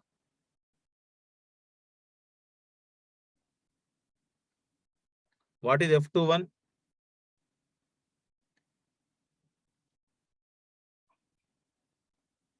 F21 is equal to mu by 4 pi I1 dl1 cross I2 dl2 cross R21 divided by R21 magnitude square. Here is the thing. So what is this one? If I want to find out the force on first one due to the second one, you have to take the vector like this, which is in the negative z direction. So here it is z cap. Here it is z cap. Here it is minus z cap beta.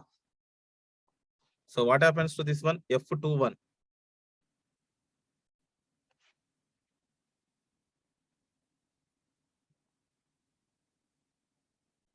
F21 is equal to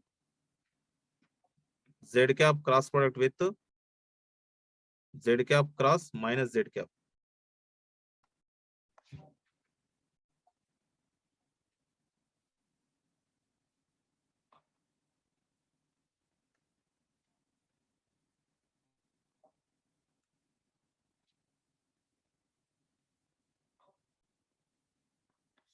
So what is this? Z cross z is 0 beta.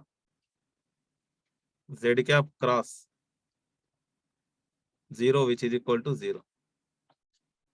So the axially placed conductors, remember beta, even though if I would have changed, instead of upwards, this is upwards, this is downwards. Does it matter? Here, instead of that, you will going to get minus here, minus here, minus here, doesn't matter. Z cross Z is always 0. So what I mean, what is the ultimate conclusion here? Axially placed current carrying conductors do not exert force on each other. Clear? Axially placed current carrying conductor. Okay, here it is R21. Fine. Conceptually, there is nothing wrong in writing 1, 2 because the magnitude wise they are same. But to be consistent, let me write down it as a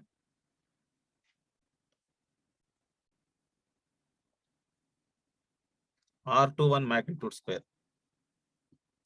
So what is the conclusion from here? Axially placed current carrying conductor do not exert force on each other. Let me write down here. Axially placed.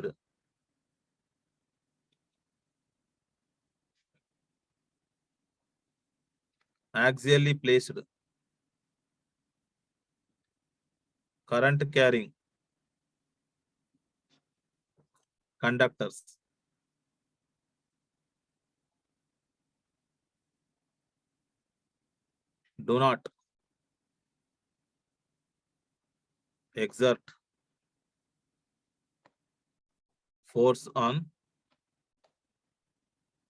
on each other. Axially placed current carrying conductors do not exert force on each other.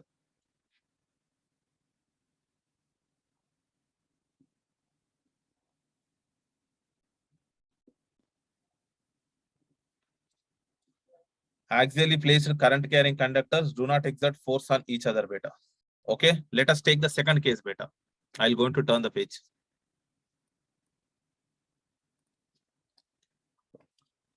Example number 2, case number 2.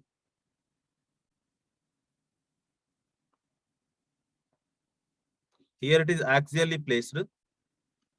Now here it is perpendicularly placed.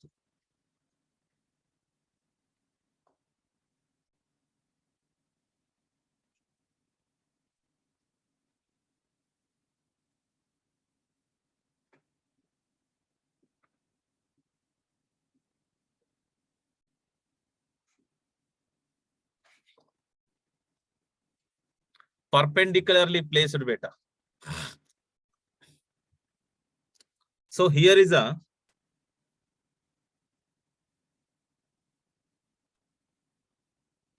Two current carrying conductors are perpendicularly placed like this.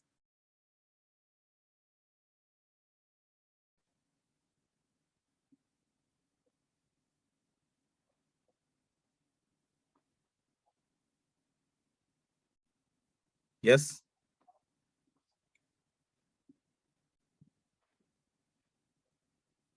Current is flowing like this here. This I'll call it as a x-axis. This we'll call it as a y-axis. Okay. Little bit visualization is required here, and the current is flowing like this here. So there are two current carrying conductors here. This is X, this one is Y. They are not touching because of the parallax error. If you see it from the front side, they look like as if they are touching. But if you see actually, if you change the camera angle, they are not touching with each other. Yes. So this is X beta. This one is Y. So if you, as you are seeing from the front side, they are looking like as if they are touching. But if you see really, if you change the camera angle, you will find actual gap between them. So they are not touching with each other, beta. That I am indicating with this line. Why I have drawn this yellow line?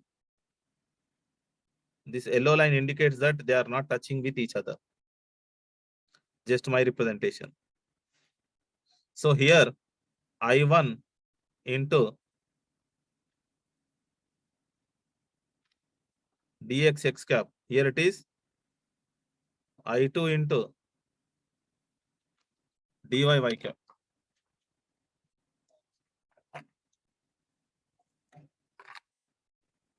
Clear, beta?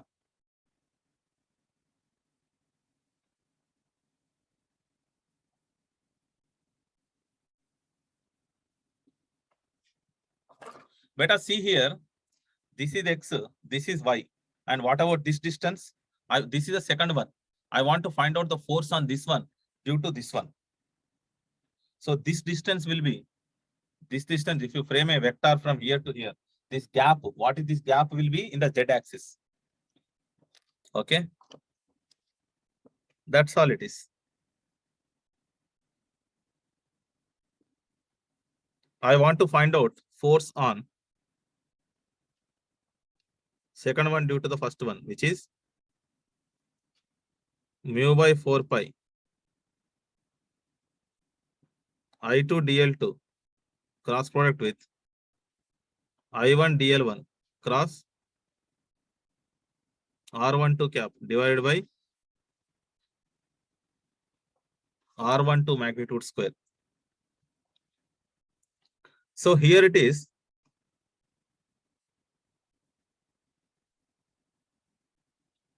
Y cap. Let me write down this one little bit.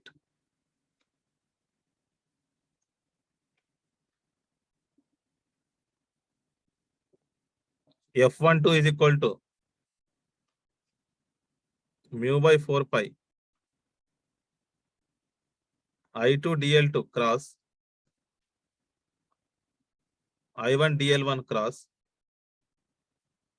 R12 cap divided by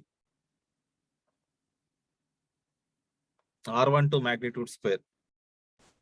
What is this one, beta? Here it is wide cap. Here it is x cap. Here it is z cap, beta.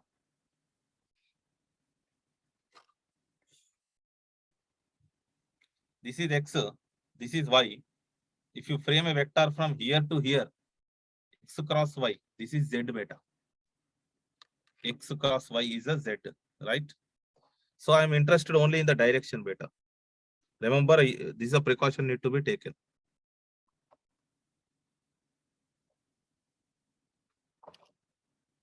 So what happens to this F12?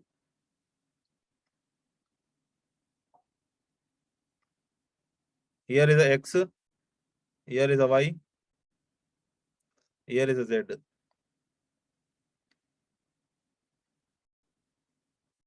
So here it is y cap. cross X cross Z. What is X cross Z beta? Is minus Y. So here it is Y cross minus Y. So the Y cross Y is 0. Similarly, it is a force on second one. I want to do reverse beta here. F21.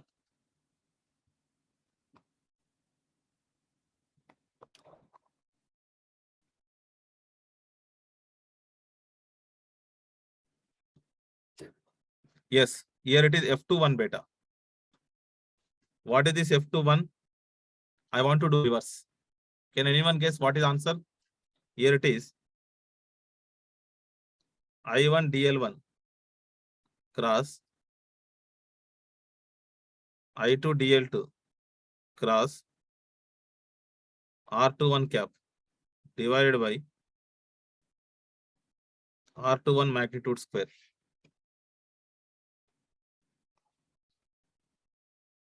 Here it is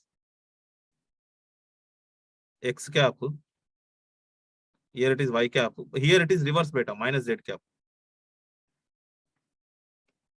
So what is F21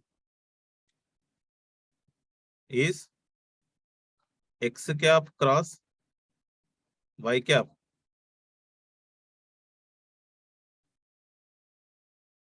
cross minus Z cap. So what is the Y cross Z is positive X, one more minus is there, it will become plus. Array. So what is the conclusion here? It is saying that perpendicularly placed current carrying conductors do not exert the force on each other. Yes. So what is the conclusion you can write here? Perpendicularly placed.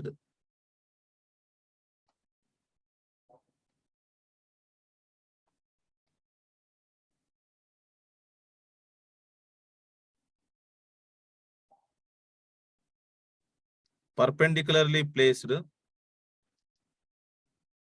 current carrying conductors do not exert force on each other.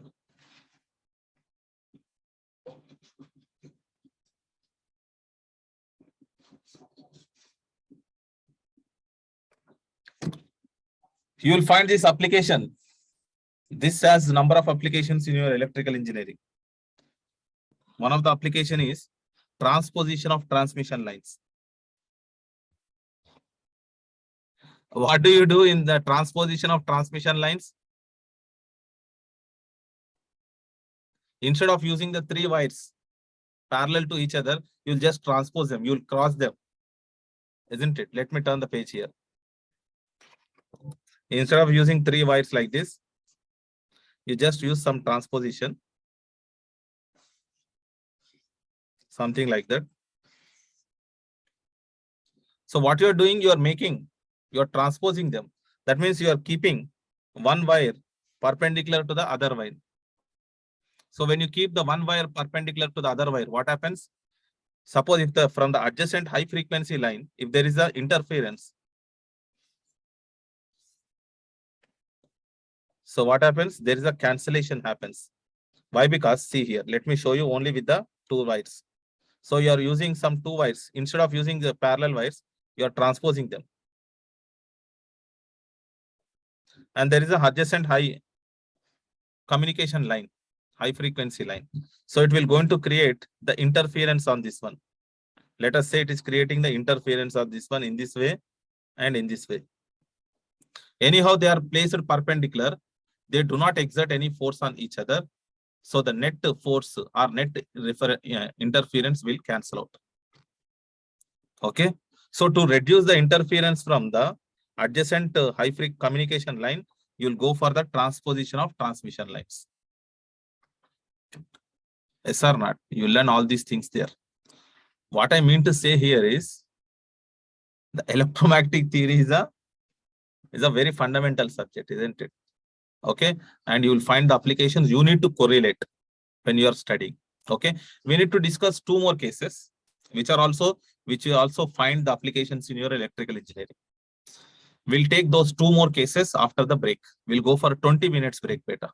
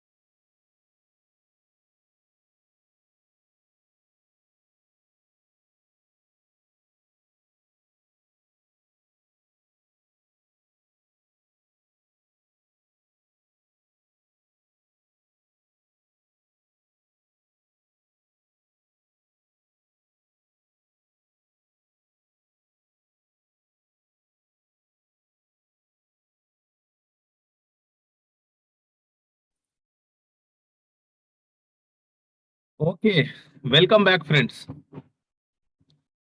Now we have discussed the two cases.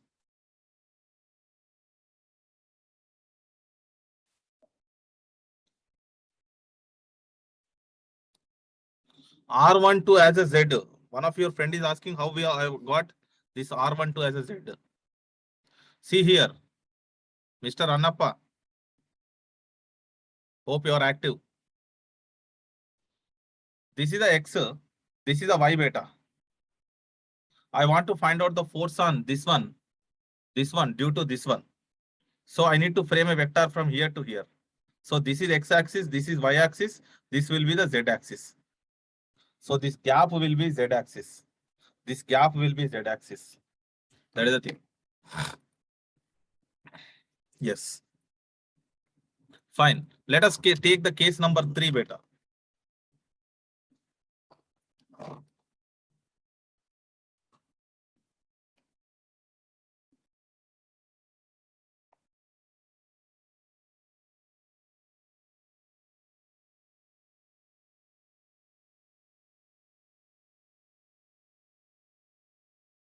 Parallel and same beta.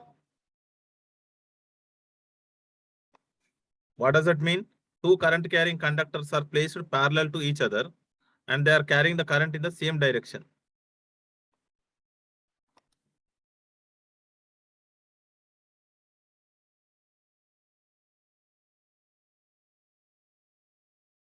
This is a current carrying conductor.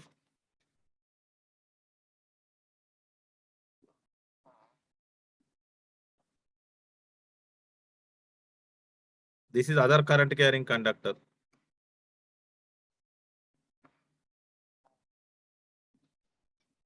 This is a current flow direction. This is also current flow direction. Here it is. I'll define my coordinate system like this.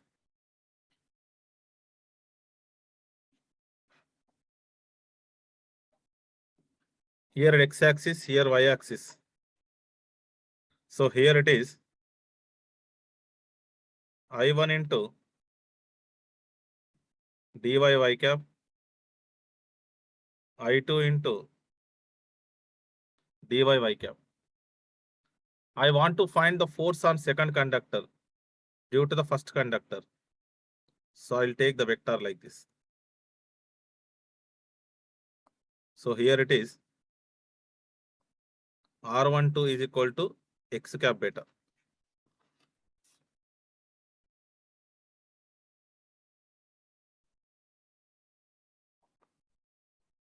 Here it is F12 beta. F12 is equal to mu by 4 pi I2 dl2 cross I1 dl1 cross R12 divided by R12 magnitude square. Here it is. What is this one? Here it is. I'm interested only in the direction. Here it is y cap beta.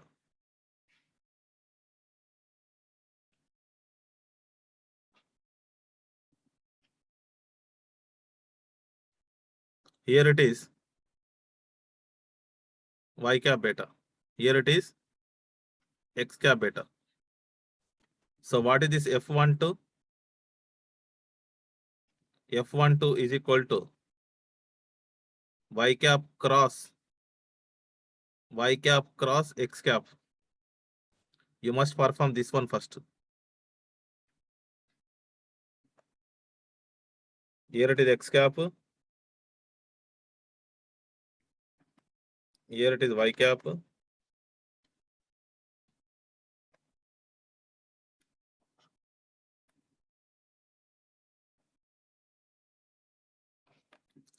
So what is y cross x beta? Y cross x is minus z. So it is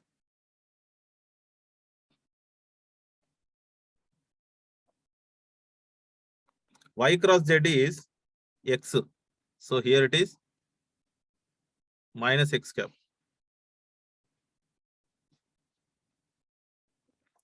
That means the first conductor is exerting force on the second conductor in which direction? Minus x direction. That means the first conductor is pulling the second conductor, isn't it? Plus x is like this, minus x is like this.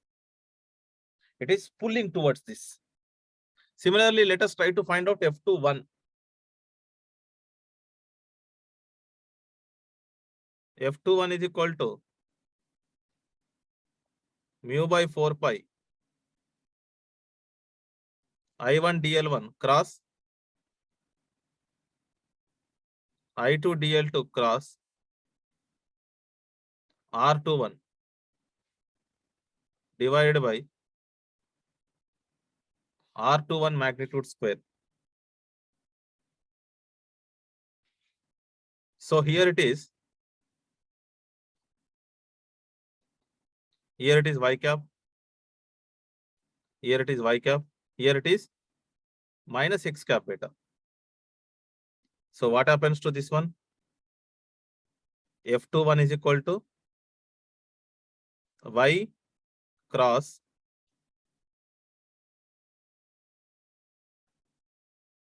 y cross minus x cap.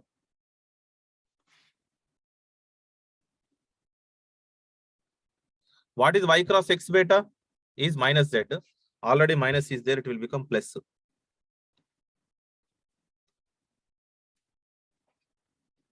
Y cross z is x.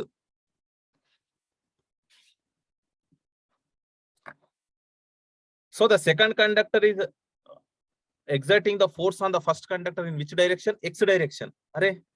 So this one is exerting the force on this one in this direction. This one is exerting the force on this one in this direction. So this is pulling this one. This is pulling this one. It's called attraction. So what is the conclusion here, beta? Two parallelly placed current carrying conductors carrying the current in the same direction attract each other. Yes, what is the conclusion here? Parallelly placed current carrying conductors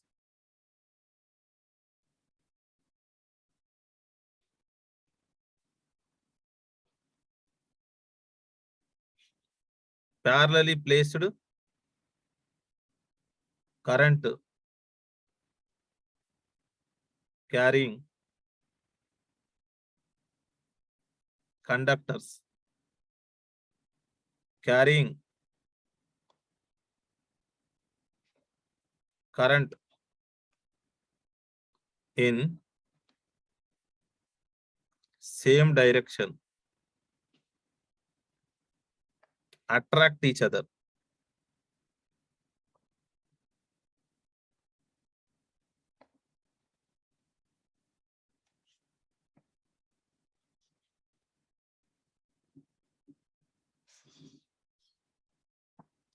Okay, let me turn the page here. Last case we'll consider. Case number 4.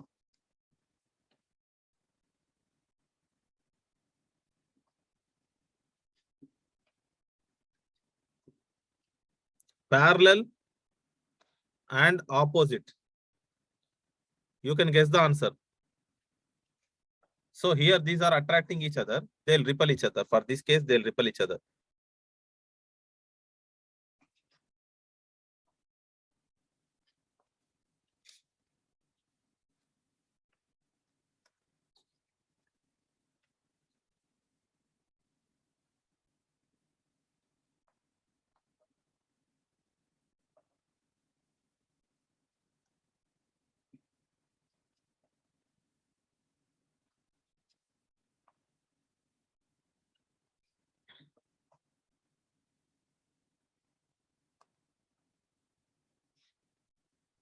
Here it is going up. Here it is coming down.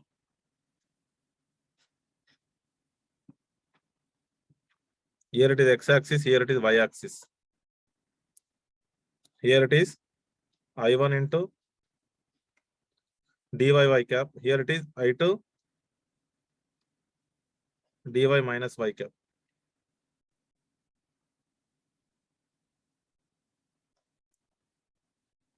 Here it is R21 is equal to x cap beta. Okay, fine.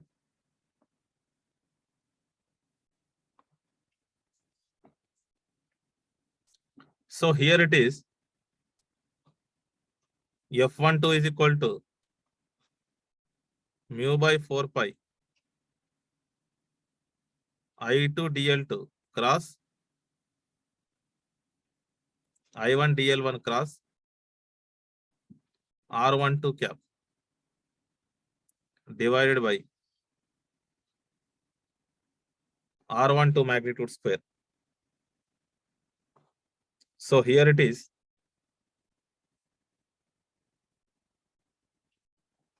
minus y cap. Here it is y cap. Here it is x cap.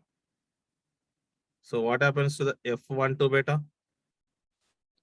Consider only the direction minus y cap cross y cap cross x cap. Yes. So here it is x axis, y axis,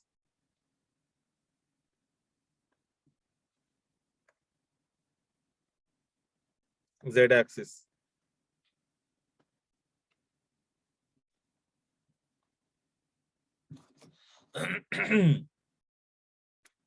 Clear beta?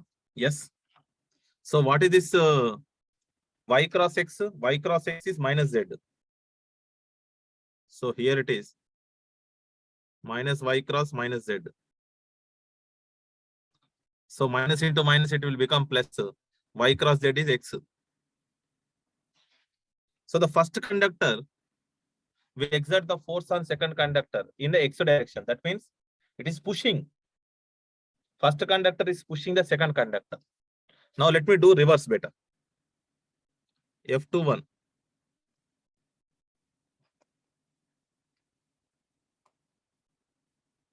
mu by 4 pi I1 dl1 cross I2 dl2 cross R21 divided by R21 magnitude square. So here it is beta. Here it is y cap beta. Here it is minus y cap.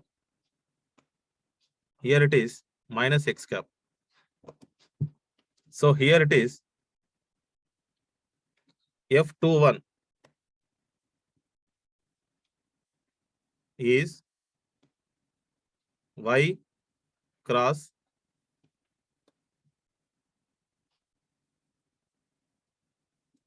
minus y cap cross minus x cap. What is y cross x beta? Minus z. So minus into minus it will become plus. So here it is y cross minus z, which is minus x is the answer.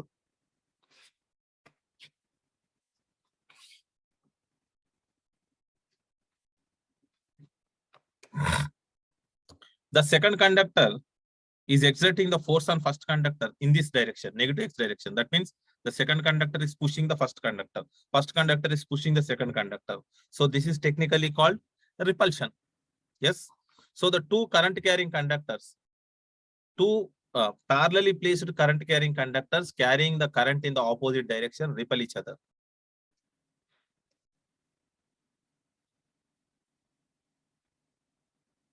Parallelly placed current carrying current carrying conductors carrying current in opposite direction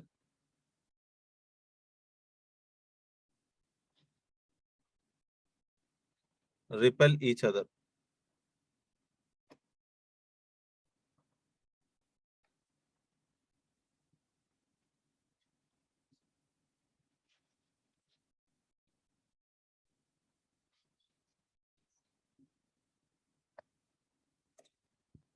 Okay, beta. Yes. Application. Do you want application for this? You will find number of applications in your electrical engineering. Let me turn the page. Since you are asked, see, even your gate, this is a gate question also. If you have a transformer, you know better than me. The current is flowing like this. And here the current is flowing like this. Here the current is like this. Here it is the current is like this. So for the what is the force between primary and secondary? The current here is like this. Here it is like this. So they are in opposite direction. The force between the primary and secondary would be, it is something like a two parallel. It's not exactly parallel. Two conductors carrying the current in the opposite direction. So primary in general, what is the force exert? What kind of force will exert? Magnetic force. What kind of magnetic force will exert between the primary and secondary is a repulsion force.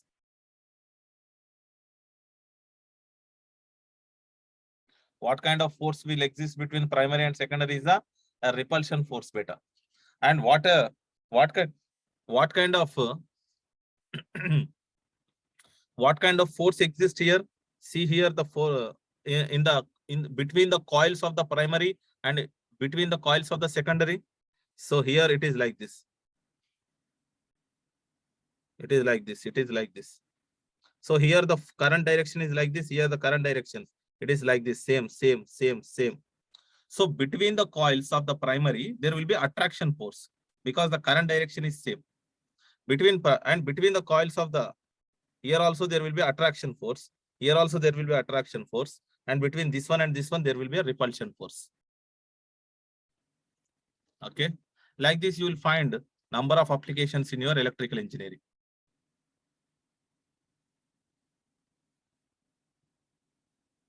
Yes. So you can talk in terms of the magnetic flux also better. You can talk like this. One of your friend is asking. I have shown this one. You'll do in your machines or in the electrical engineering, you will discuss like this. Here the current is going up here. So what would be the magnetic field here? The magnetic field is like this. Here it is inside. Here it is going down. Here it is outside. So the magnetic field will go into here. It will go into add up. So that will push the conductors. That is the analysis. You will do the field analysis there in your electrical engineering. Clear? Yes. So let us have some varieties of questions on the concepts what we have learned so far. Clear, beta? Yes. Okay.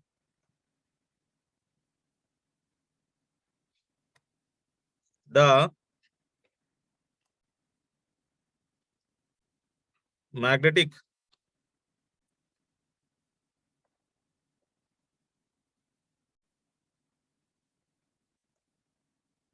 vector potential in a region is defined by A is equal to e to the power of minus y sin x into z cap Weber per meter, and infinitely long conductor,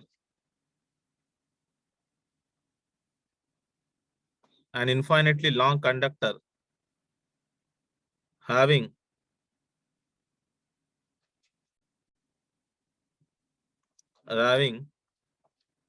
cross section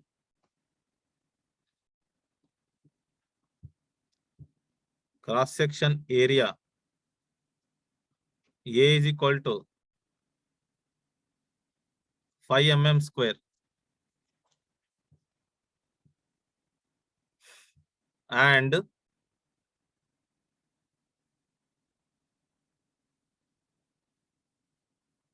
carrying a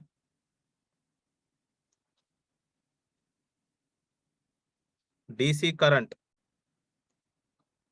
I is equal to 5 amperes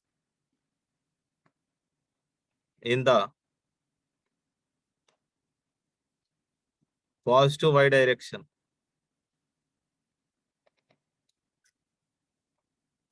Passes through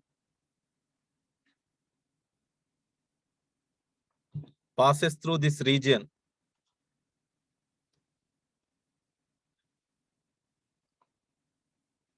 as shown in figure.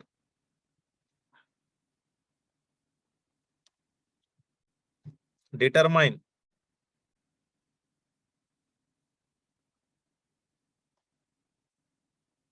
the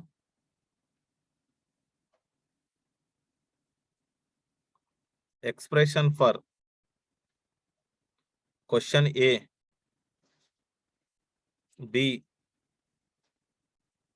Weber per meter square. Question B, force density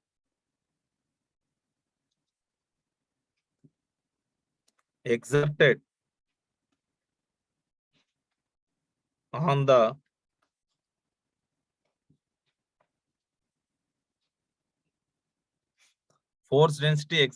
conductor. This is a diagram beta.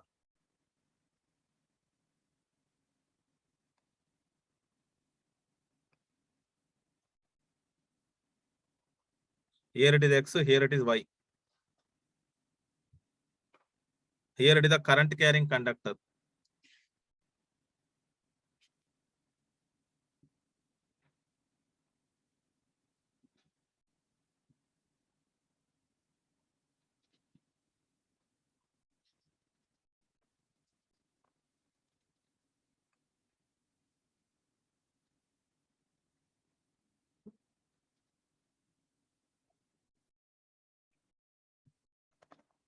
Okay.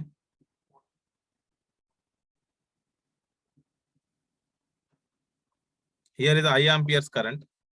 This is a conductor beta.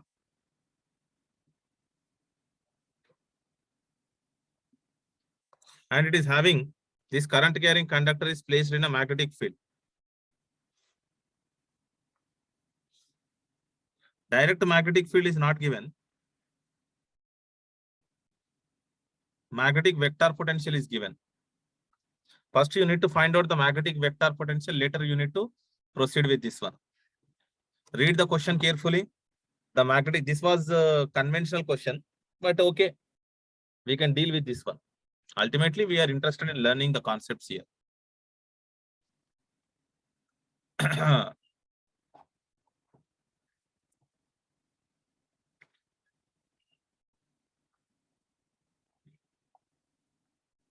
Okay.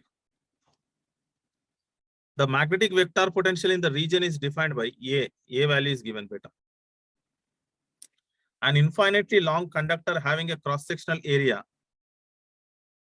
A is equal to 5 mm square and carrying the DC current of I is equal to 5 amperes in positive y direction passes through this region as shown in the figure. Let me turn the page here. First, you need to find out the B. That is very straightforward. So what that is that B beta?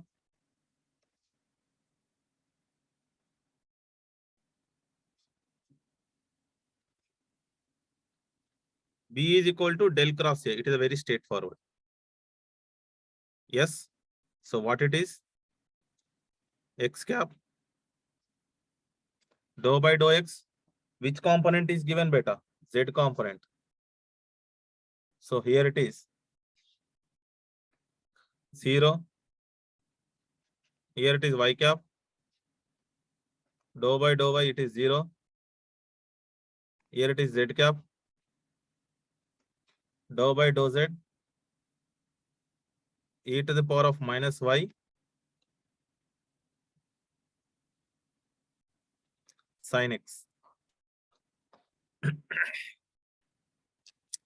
Clear? Perform the cross product here.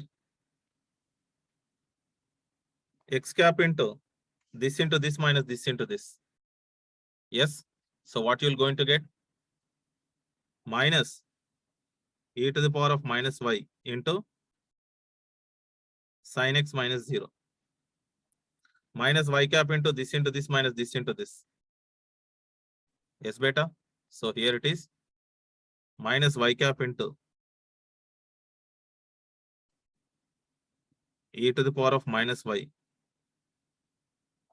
cos x minus 0. And then z cap into 0 minus 0. So here B is equal to del cross A.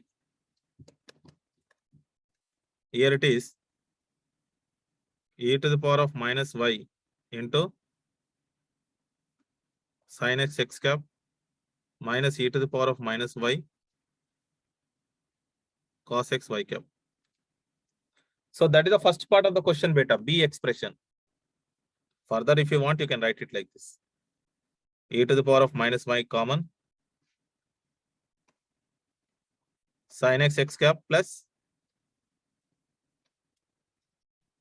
cos x y cap. Units are Weber per meter square. What is the second part of the question? Here is something new. Force density exerted on the conductor. Force defined for some unit volume is called force density. Okay. First, you need to find out the force beta. Before that, let us try to find out the differential force. Second part of the question here. What is the differential force? We know magnetic force is equal to IDL cross B beta. Yes, let me go back. So in which direction the current carrying conductor is placed on the y-axis? Yes. So current value is I amperes. So it is on the y-axis. So this can be written as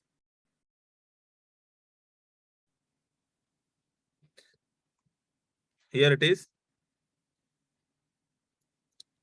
dy into y cap cross B. What is this B beta? B is this one. Minus e to the power of minus y into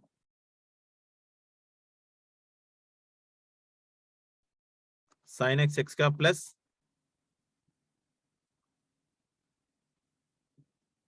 cos x y cap. So what is this y cross x beta? Y cross x is minus z. What is this y cross y beta? Y cross y is 0. Clear? Yes. So after performing the cross product, what you will going to get? Differential force is equal to I dy into y cross x is minus z. Already minus is there, it will become plus. So this will become e to the power of minus y sin x into z cap. Clear beta? Yes. So here you can, if you want, you can write it. It is a z component is equal to I into sin x into e to the power of minus y into dy. This is a differential force beta. If you want to get the overall force, you must perform the integration. Integration from where? Integration from 0 to infinity. Because this is a finite length conductor, it is shown in the diagram. It is ranging from 0 to going to infinite. Yes. So if you want to get the overall magnetic field, magnetic force, Fz is equal to integration is from 0 to infinite dfz. It is from 0 to infinite I into sin of x e to the power of minus y into dy. Clear?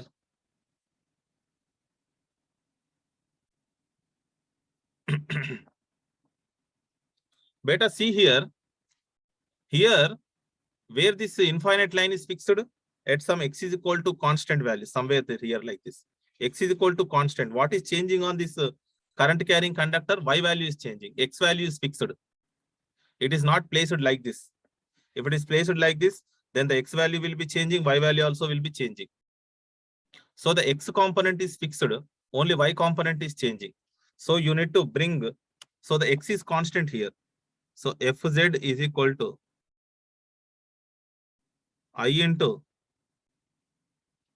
sin x into e to 0 to infinite e to the power of minus y into dy. So here it is I into sin x minus e to the power of minus y. Limits are from 0 to infinite. Minus I into sin x e to the power of minus infinite minus e to the power of minus 0 or plus 0, both are same. So this will become I into sin x. Here it is minus, here it is minus. So the force is equal to I into sin x. So the total force, total magnetic force exerted on the conductor is I into sin x into z cap. Units are newtons.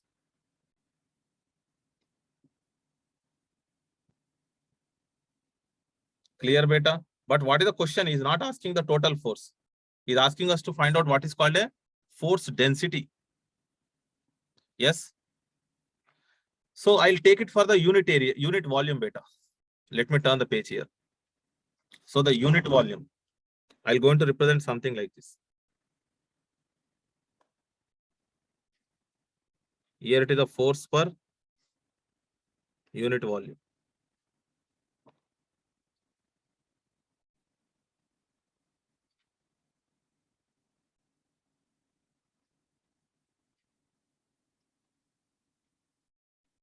So how much is that? I into sin x into z cap divided by its volume. What is the volume, beta? I'll take it for the unit volume. What is the cross-sectional area? The cross-sectional value is given as a 5 mm square, beta. So here it is 5 mm square. A into cross-sectional area per meter length. Yes, just substitute all the values here. So here how much is the current? The current is 5 amperes. 5 into sin x into z cap divided by 5 mm. 5 into 10 to the power of meter square, it is 10 to the power of minus 6. So the force density is equal to 10 to the power of 6 into sin x into z cap. Units are Newton per meter cube. बस खत्म.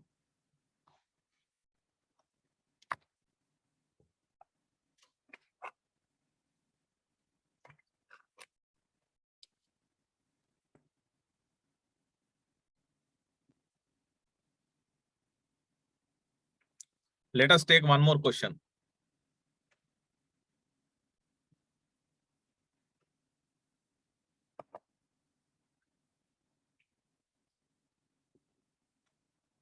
What is the force experienced per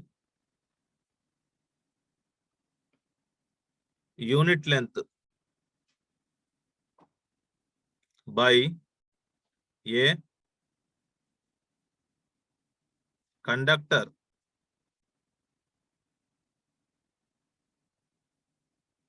carrying 5 amperes in positive z direction and placed in a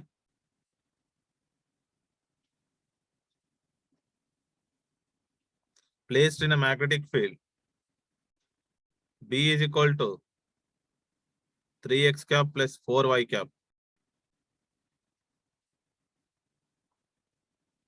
Units are Weber per meter square.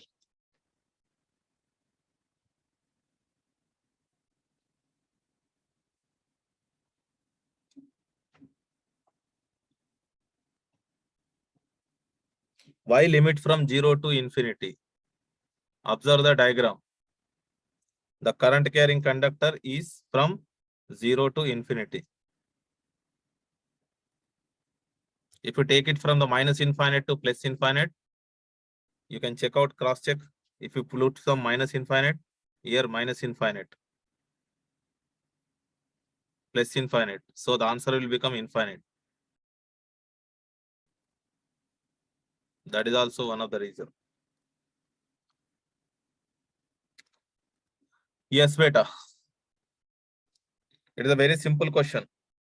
What is the force experienced per unit length by a conductor carrying 5 amperes in positive z direction and placed in a magnetic field?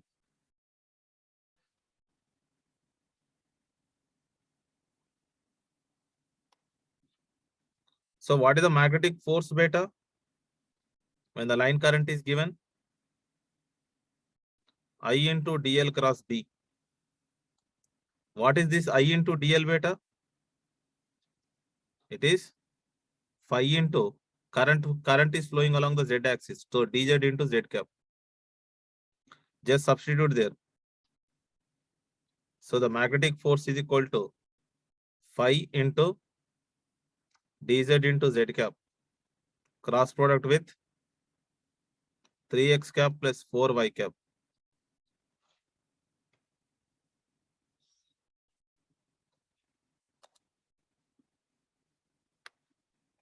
Here it is x axis, y axis, z axis.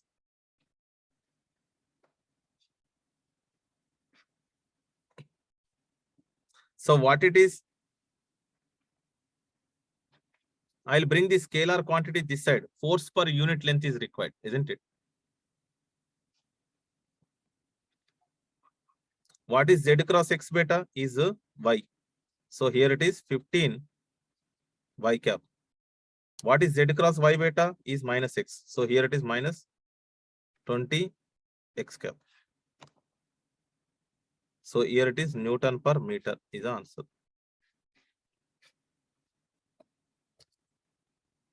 Clear? Yes. Let us have one more question.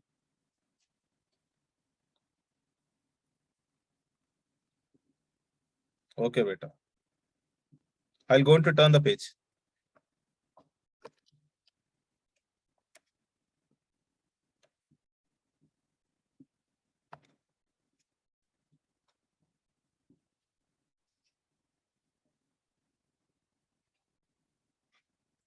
A magnetic field B is equal to x cap plus 2y cap minus 4z cap Weber per meter square exists in certain region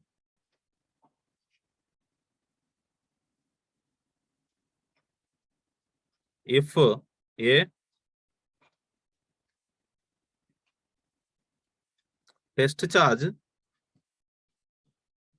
moving with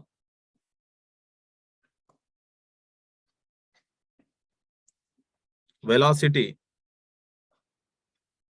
v is equal to v naught into 3x cap minus y cap plus 2 into z cap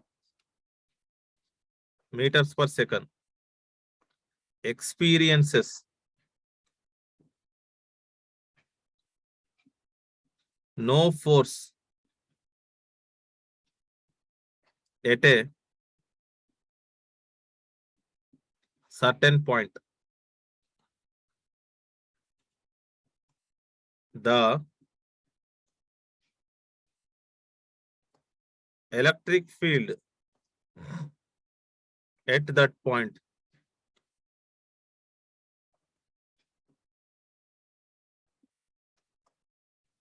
will be.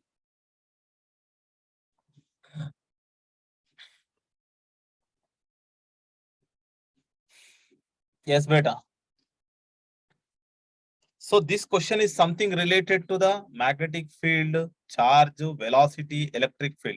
So this question is related to what? Which relation? Electric field, magnetic field, velocity, charge. This question is related to the Lorentz force. Yes, very good. So here it is. B expression exists in certain region. If the test charge moving with the velocity V is equal to this one, experiences no force at certain point. Find the electric field at that point. No force at certain point. So this question is something related to total force beta. So what is the total force? Q into E plus V cross B beta. So it is not experiencing any force. If that is the case, charge is moving with certain velocity. It is not experiencing any force. For that to happen, charge cannot be zero, isn't it? There is some non-zero value of charge. So this happens only when E cross E is equal to E plus V cross B must be equal to 0. So the E is equal to minus V cross B. So E is equal to B cross V beta.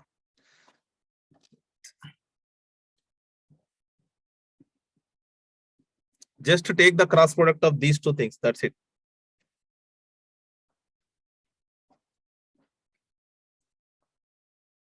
So the E is equal to X cap, Y cap, Z cap. What is the B vector beta? 1, 2, minus 4. Here it is 3V0 minus V0, 2V0. So here it is X cap into 4V0 minus 4V0 beta minus Y cap into 2V0 minus of minus it will plus 12V0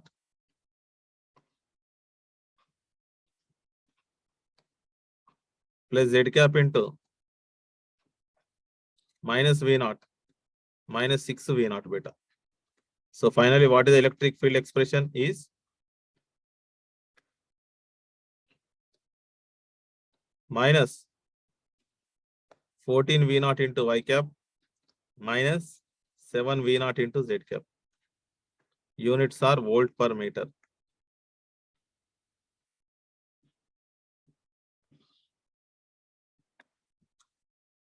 Okay, let us have one more question. I'm going to turn the page.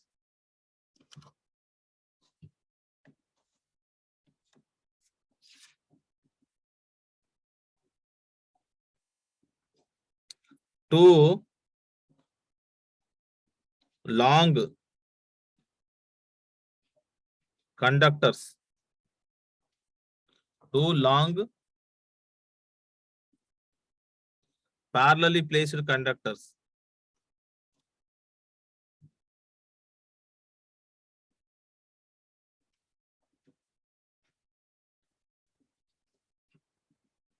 Parallelly placed conductors carry 1 ampere, 1 microampere of current in same direction, and they are displaced 1 meter apart. Find force per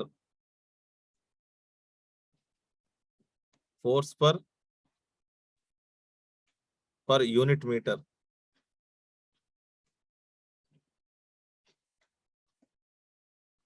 between them, and Also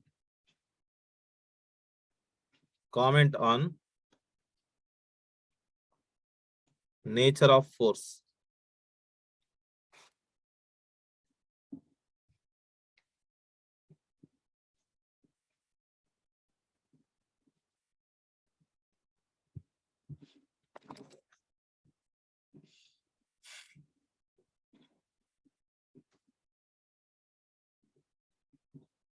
Okay, it is attractive force. Very good. The nature of force is attractive force.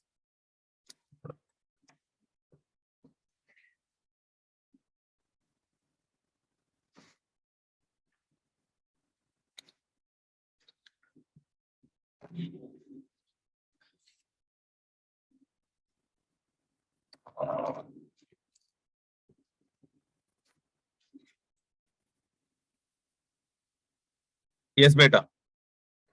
How do you do this?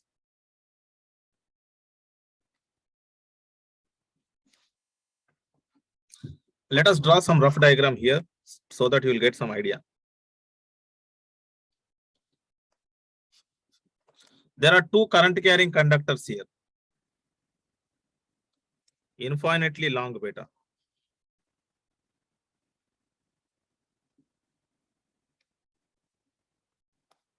Which is extending from minus infinite to plus infinite. And they are carrying the current in the same direction. How much is that current? 1 microampere.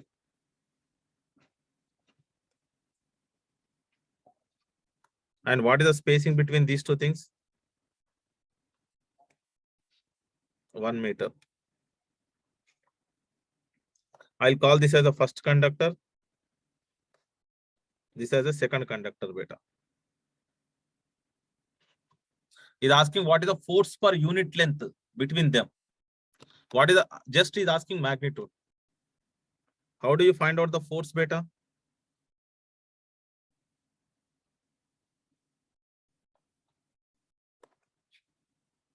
I'll find out the force on second conductor due to first conductor, which is given as force on second conductor I2 dl2 into B1. Can I write it like this?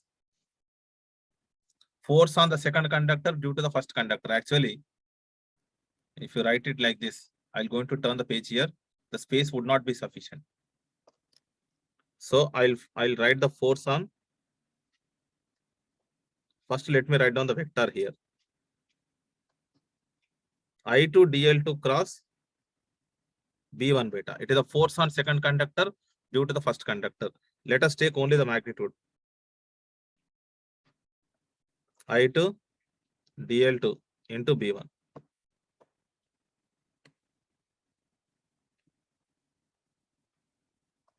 So bring this one here. F12 is equal to dl2. Here it is I2 B1 beta. Isn't it? So that is the force per unit length. Yes. That is a force per unit length on the second conductor. Okay. But what is this B1? That is a magnetic field due to the first conductor. The first conductor is infinite length one. So what is the magnetic field? Here it is F12 by dl2 is equal to I2 into mu naught into I1 divided by 2 pi rho.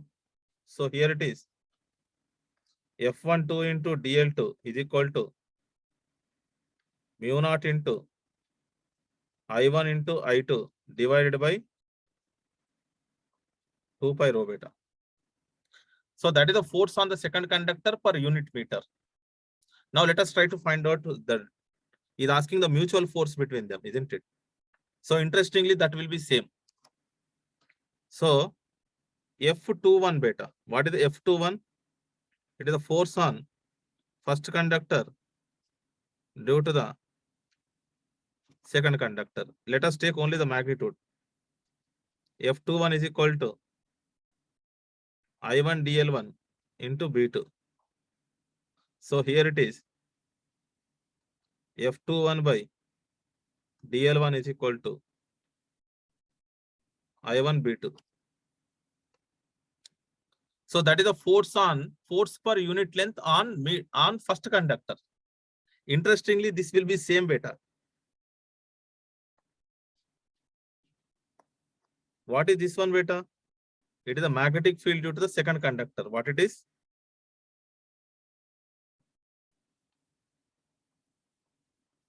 Mu naught into I2 divided by 2 pi into rho. F21 by divided by DL1. Mu naught into I1 into I2 divided by 2 pi rho.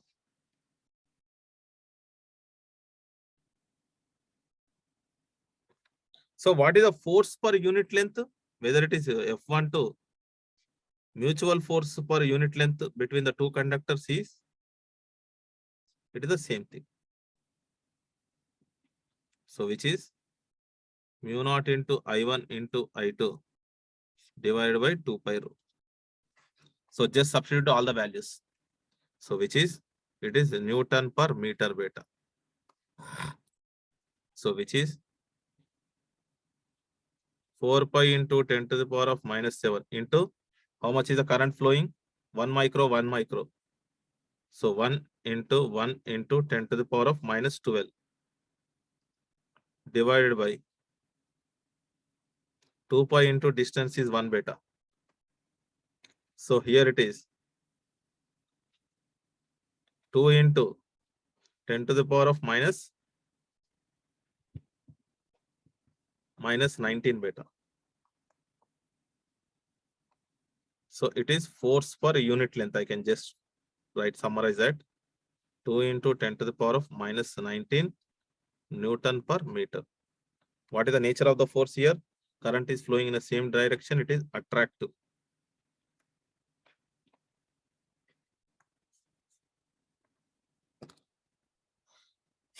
Clear beta?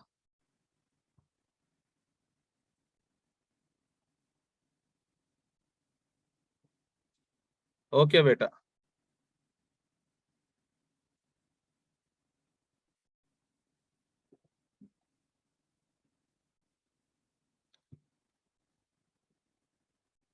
Very good. Now let us take some inductor and capacitance formulas beta. That is all about the magnetic force.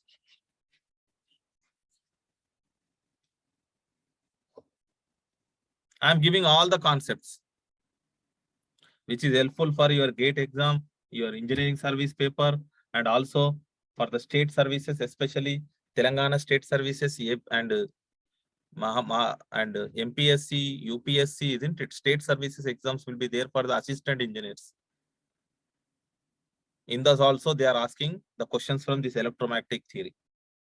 Once if you learn one subject to the depth, anyhow you are spending the time. You are choosing this path. So why should you do incompletely? So learn the things to the fullest possible. Once if you learn the concepts to the deeper extent, and if you really understand them, and obviously they will be stored in your mind. Just revise the thing and use them according to the exam. Okay, fine.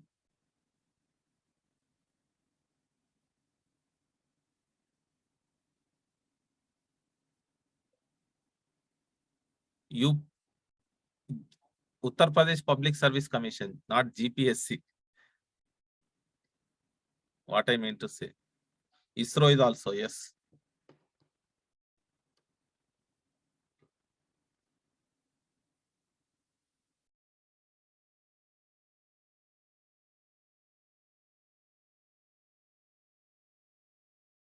Yes, Gujarat Public Service Commission. GPS, yes. Okay. Inductance beta. Capacitance and inductance.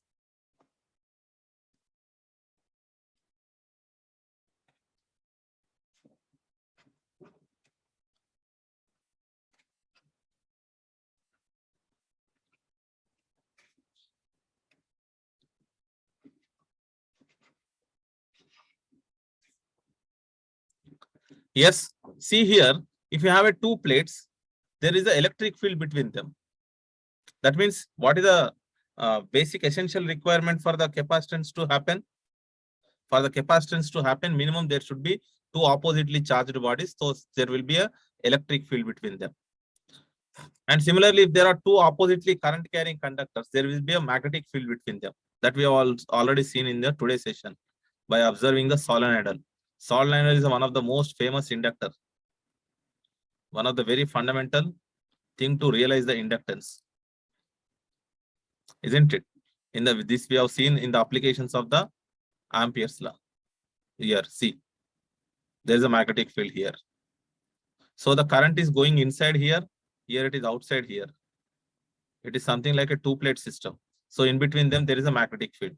If two oppositely charged bodies there will be an electric field between them. Okay. So for the capacitance to happen, there must be two oppositely charged bodies. So there will be an electric field between them.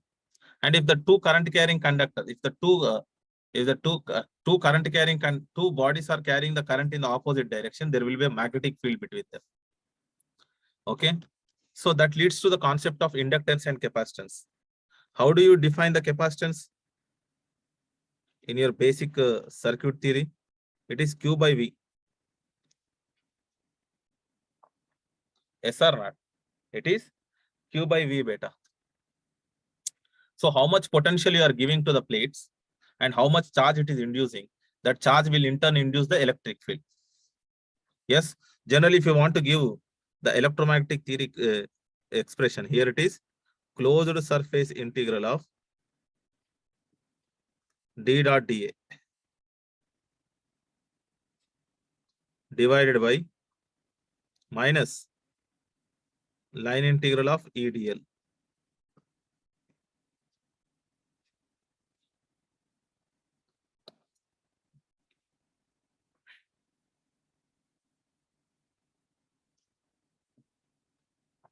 It is a modulus beta because capacitance cannot be negative. Then how do you define the inductance? It is total flux N into psi m divided by I. So how much current you are pumping, that current will leads to the flux. So that is nothing but the current is stored in the form of magnetic field here. So if you want to write in the form of electromagnetic form, here it is N into surface integral of B dot dA divided by closed line integral of HDL.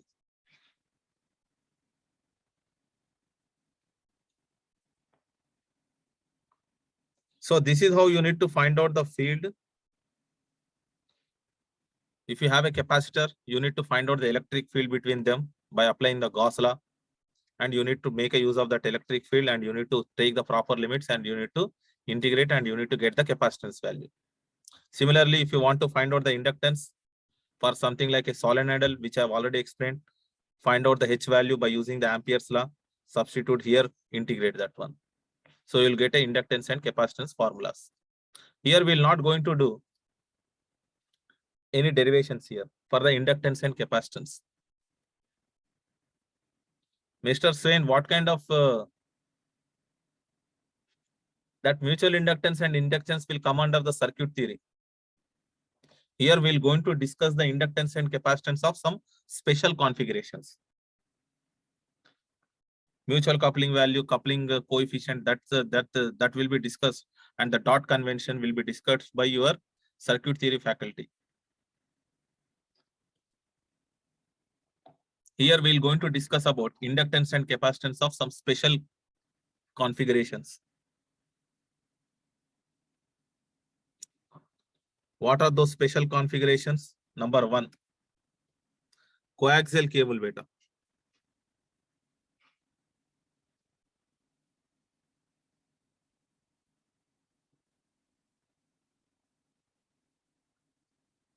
Substitution kind of questions are asked beta. What is the coaxial cable? How does it look? There will be an inner cylinder.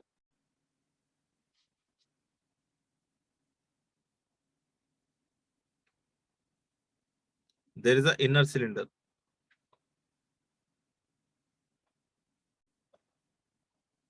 And there is an outer cylinder.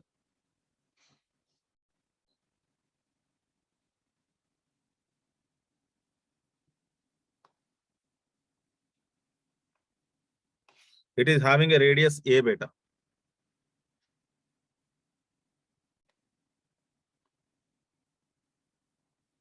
It is having a radius B beta. In between them, the region is filled with the mu and epsilon beta. And the distance between these two things and the length of this one is L beta.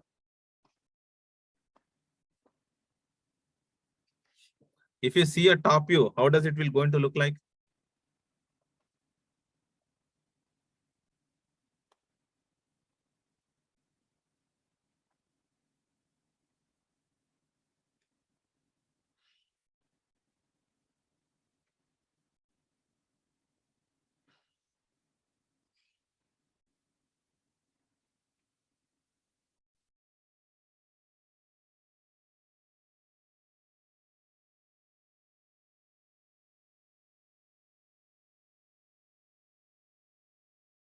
So the radius of this one is A beta.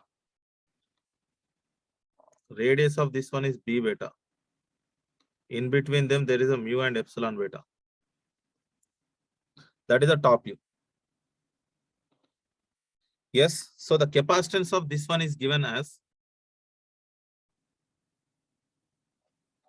2 pi epsilon L divided by natural log of B by A beta. And the inductance of this one is given as mu into L by 2 pi natural log of B by A. Here you can take n is equal to 1. There is only one turn. There is only one wire in the coaxial cable. So these are the inductance and capacitance values which you need to remember.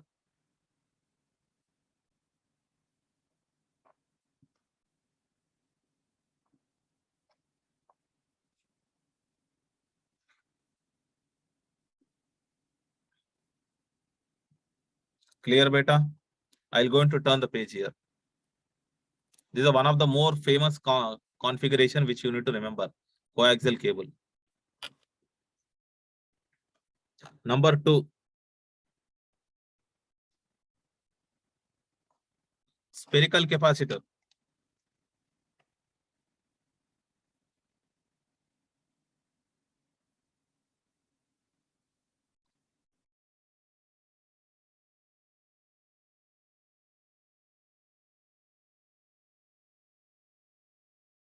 What is a spherical capacitor? There is a sphere here like this.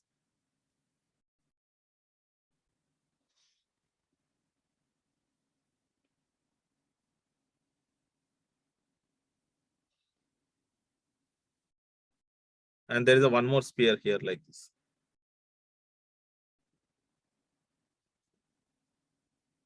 In between them, there is a medium.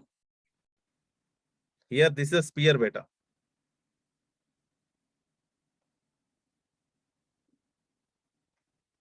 In between them, there is a medium. Epsilon. And what is the radius of this one? The radius of this one is A. Radius of this one is B beta. So here between these two things, the signal is connected. Yes. So between these two things, there is a possibility of an electric field and the capacitance happens. So the capacitance of this one is given as C is equal to 4 pi epsilon divided by 1 divided by A minus 1 divided by B.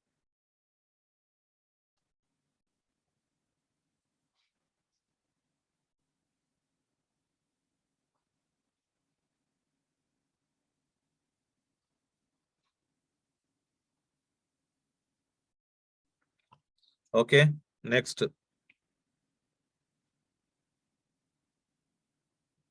Isolated spherical capacitor. Number 3.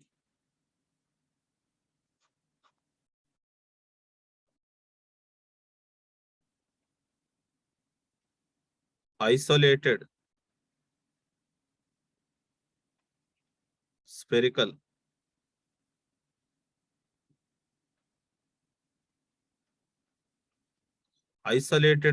capacitor. That means if you have only one sphere, can you get a capacitance? Theoretically, no. I mean, practically, no. Theoretically, okay. I'll consider one more sphere at the distance of infinity. So isolated means what? Minimum for the capacitance to happen, minimum there must be two bodies so that there will be a field between them. But here, yes. Theoretically, what you can do, beta? You can have one sphere here.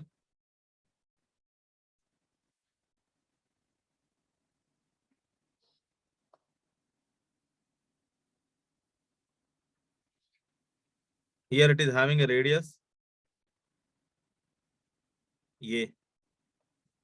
And you can take one more sphere at a distance B tends to infinity. So what it is? C is equal to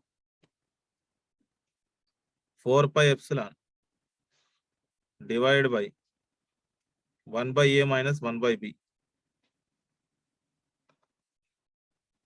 Here it is B tends to infinity, beta. So if that is the case, here it is C will be equal to 4 pi epsilon into A beta.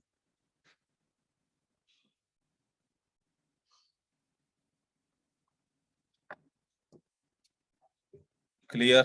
So its units are farads. Let me go back. Here it is farad. Here it is Henry. There is a one more special structure you need to remember. Let me turn the page. Inductance of the toroid. Number 4 beta.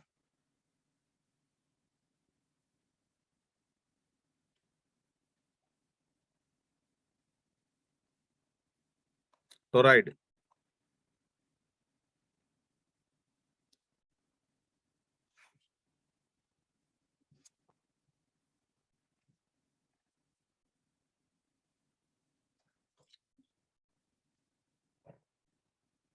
Inductance of the toroid are simply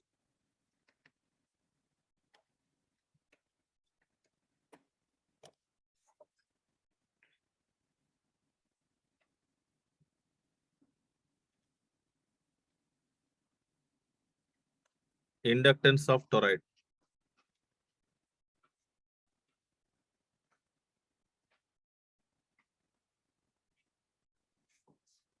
Yes, here is a thing beta like this.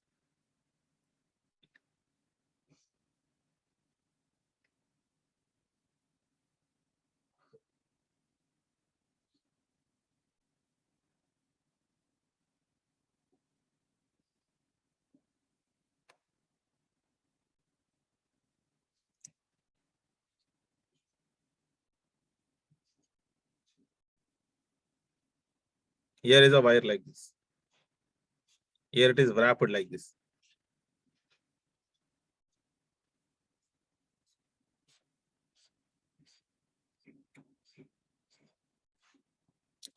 Okay. What is this radius? This is called inner surface radius. Is A. Outer surface radius is B. You need to remember some terminology here. If I cut it like this and if I draw like this view will going to look like this. You should have some visualization of this one.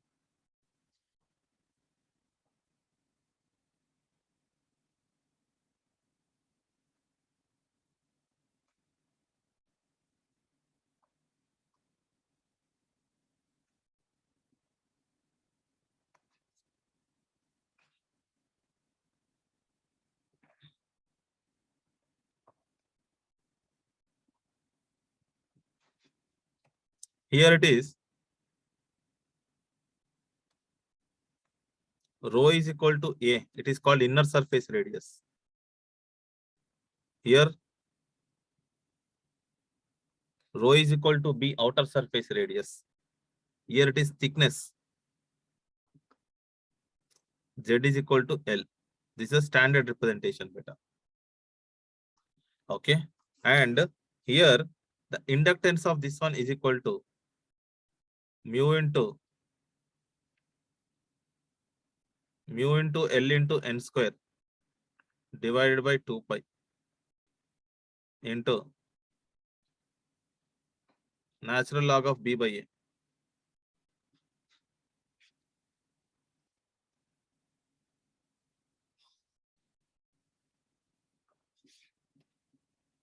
This is Henry.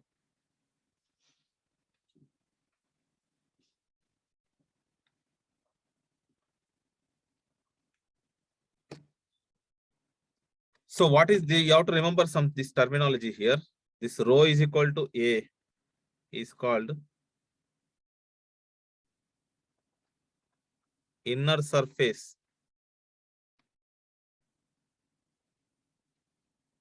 radius. Rho is equal to B is called outer surface radius.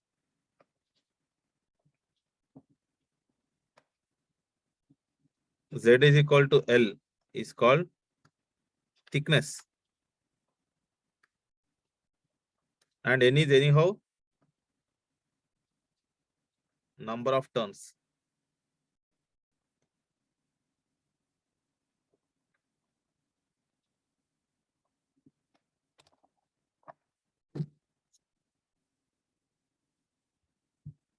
See here, just for the observation purpose, you can notice what is the inductance of this toroid and inductance of the solenoidal, this coaxial cable are looking similar. The only extra factor here is n square, n square. See here, there is a n square here, there is no n square here, inductance. For the appearance, just for the appearance sake, it is looking same. But the meaning of A and B are here, it is the inner cylinder radius, outer cylinder radius. What is here A and B are? Inner surface radius and outer surface radius. So the meanings are different. They may be looking same. Yes. So it is one of the simple way to remember the things. Clear just by observation. Now let us take one question here better. This was asked in the EC paper in the year 15 for 2 marks.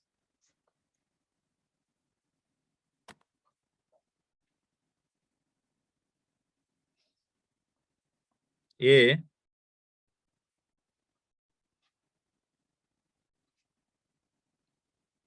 coaxial capacitor of inner radius 1 mm and outer radius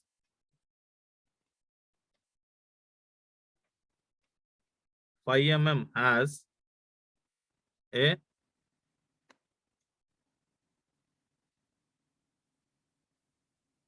capacitance per length of 172 picofarad per meter. If the ratio of inner radius to outer radius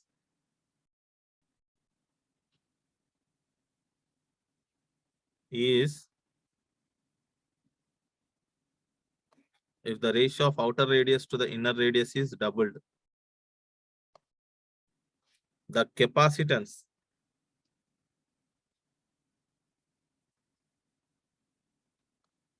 per length in picofarad per meter is.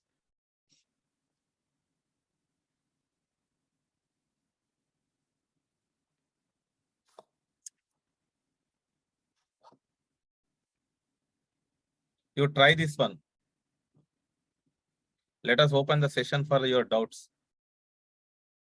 Tomorrow, in the tomorrow session, we're going to solve a varieties of numericals on these capacitance and inductance problems. And after that, we're going to start the topic number 4.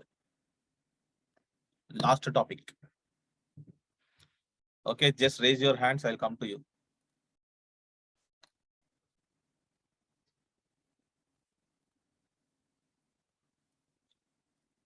Yes, Mr. Swain.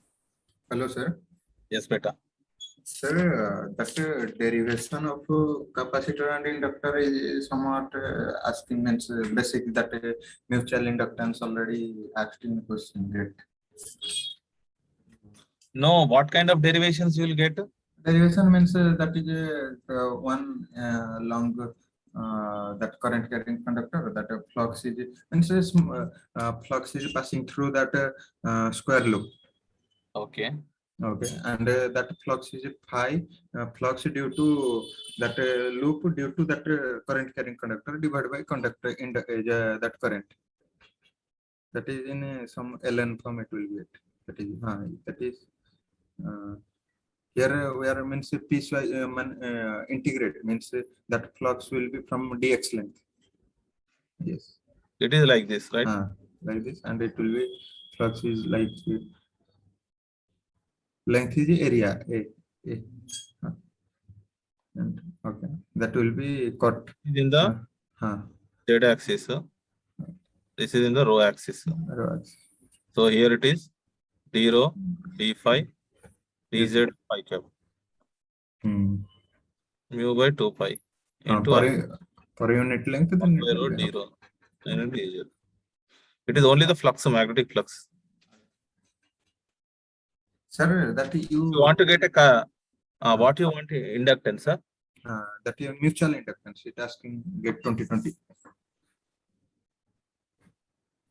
Mutual inductance you can do. That by dividing current I. Psi by I. Means I am asking that small derivation means that is the concept. Okay, we'll solve that. It's a very small derivation because see, already anyhow I have given the idea. Yes. Idea, but I'll elaborate that one. Means sir, gate is only tricky. Means it will be not like XYZ coordinate. It will be taking means long length calculation. It is means some tricky. And means are you know your concept or not? Yes. But in EM theory, you have to he'll provide the coordinate system. And yes, sir. And in the capacitor calculation, there is some derivation needed of a boundary value problem. Del square V square to 0 from that V we are calculating. That concept also. Till not asked any question, but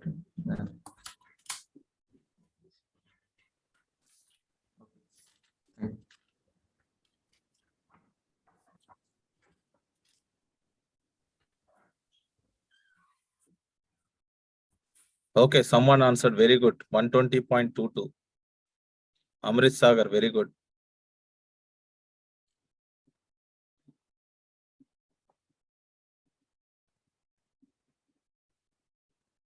Avinash. Hello, sir. Sir, slide 254. 254. Yes.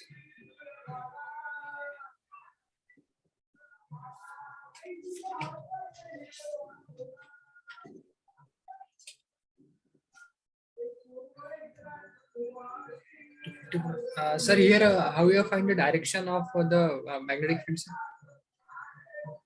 By using the thumb rule. Sir, how we have applied that? That was asking here. Actually. Here the current is going inside. Is that okay? Yes, sir. Yes, sir. It is coming outside. Is that okay? Yes, sir. Right. Then put your thumb like this. Above, for above one. If okay. I put like this, my fingers are like this. So which direction? This direction. Above like this. My fingers are like this.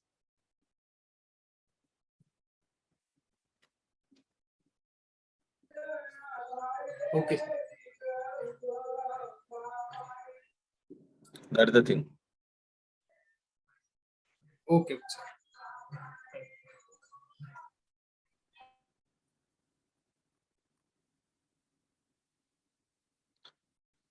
Any more questions?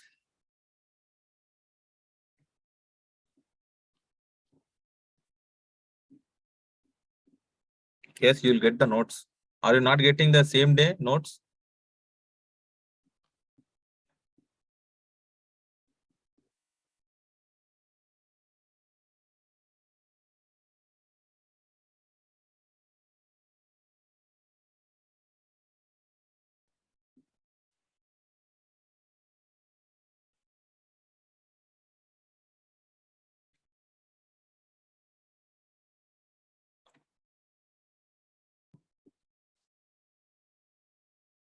Yes, Madhuchandra.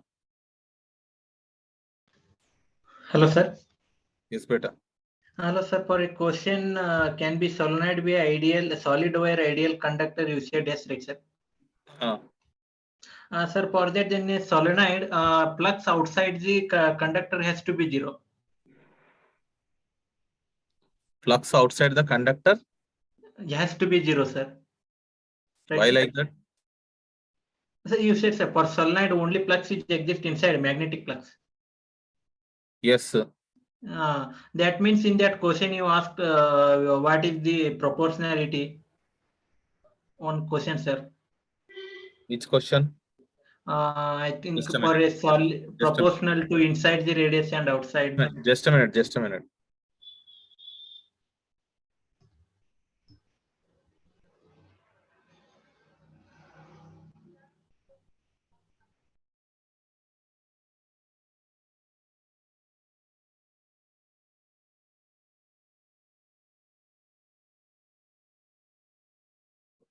Yes. I didn't get your question. Come again. Sir, for a question for ideal solid wire conductor be a solenoid. Ideal Solid wire conductor. Solid conductor.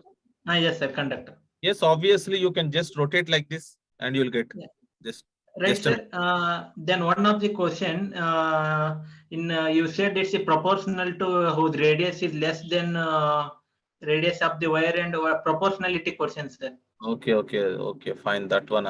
Yes. Yes, sir. Let me go back. But see, that is only for the single conductor. What we have shown there is only for the single conductor. Sir, but in solenoid, all are compactly closed, right, sir? All turns are. See here, this question. You are saying Yes, this sir. question, right? Yeah, this one. But here it is, you are placing the conductor after the conductor after the conductor. So those collection of conductors will going to look like a sheet here, like this. See, if I place one conductor, one conductor, one conductor, one conductor, how it is looking? It is looking like a sheet. So it is a collective effect will be independent of distance. That is how it looks like a sheet. That is what I am showing there. Okay. Okay. Hello, sir. Hello. Just a minute.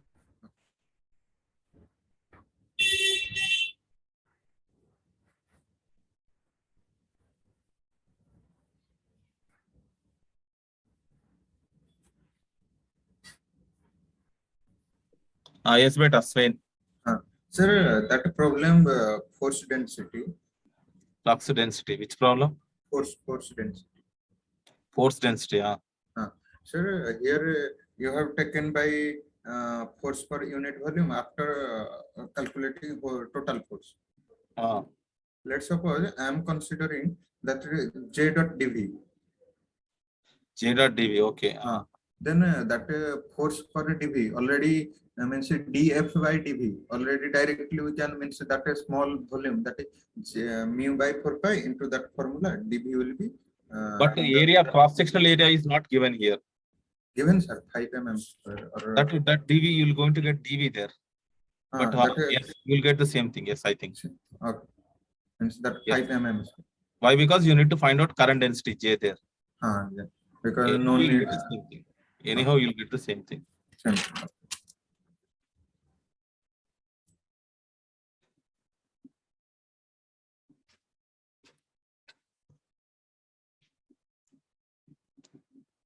Yes, Madhuchandra. No, sir. Clear, sir. Okay, sir.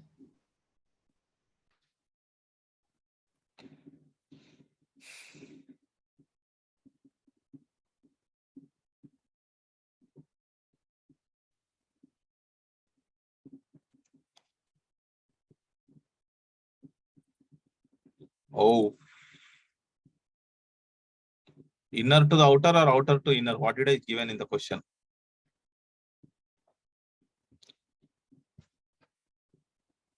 The ratio of outer radius to the inner radius is doubled. Please let me correct my question here. The ratio of outer radius to the inner radius is doubled.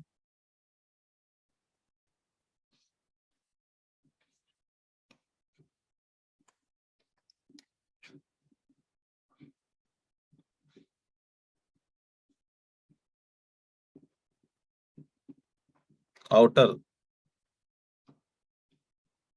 radius to inner radius is doubled. You are correct, Amrut Sagar.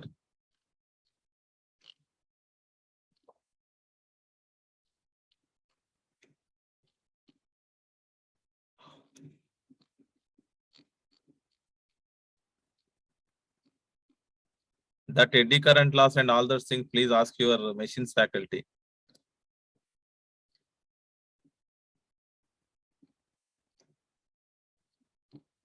I mean, not in touch with those concepts. Please, sorry. Someone asked some eddy current, something like that.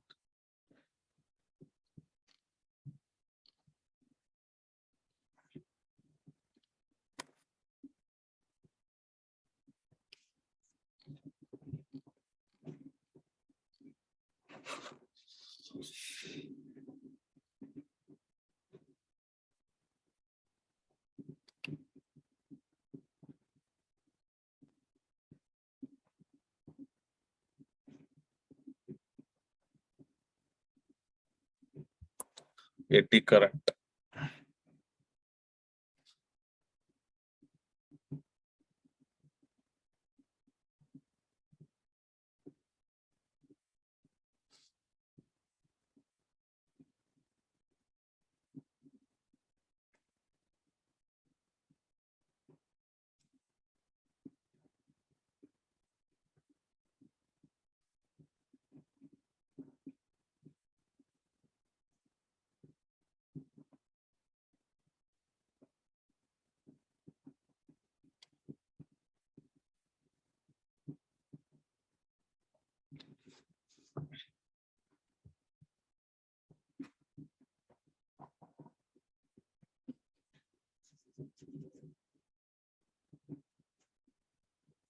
So what is that, what you want to ask that eddy current? Do you want me to ask regarding that core, or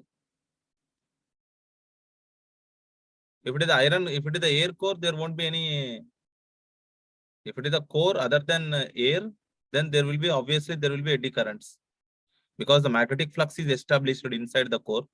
Obviously there will be a eddy currents.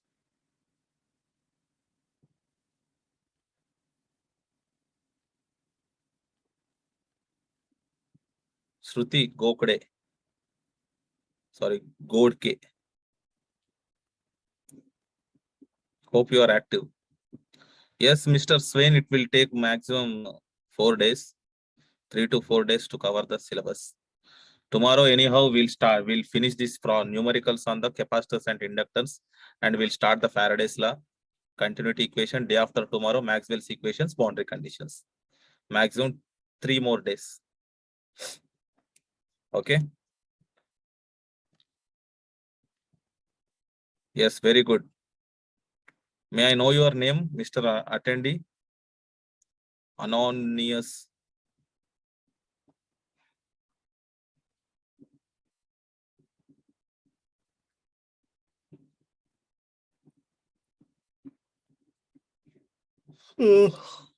Okay, beta. Then I'll going to close the session.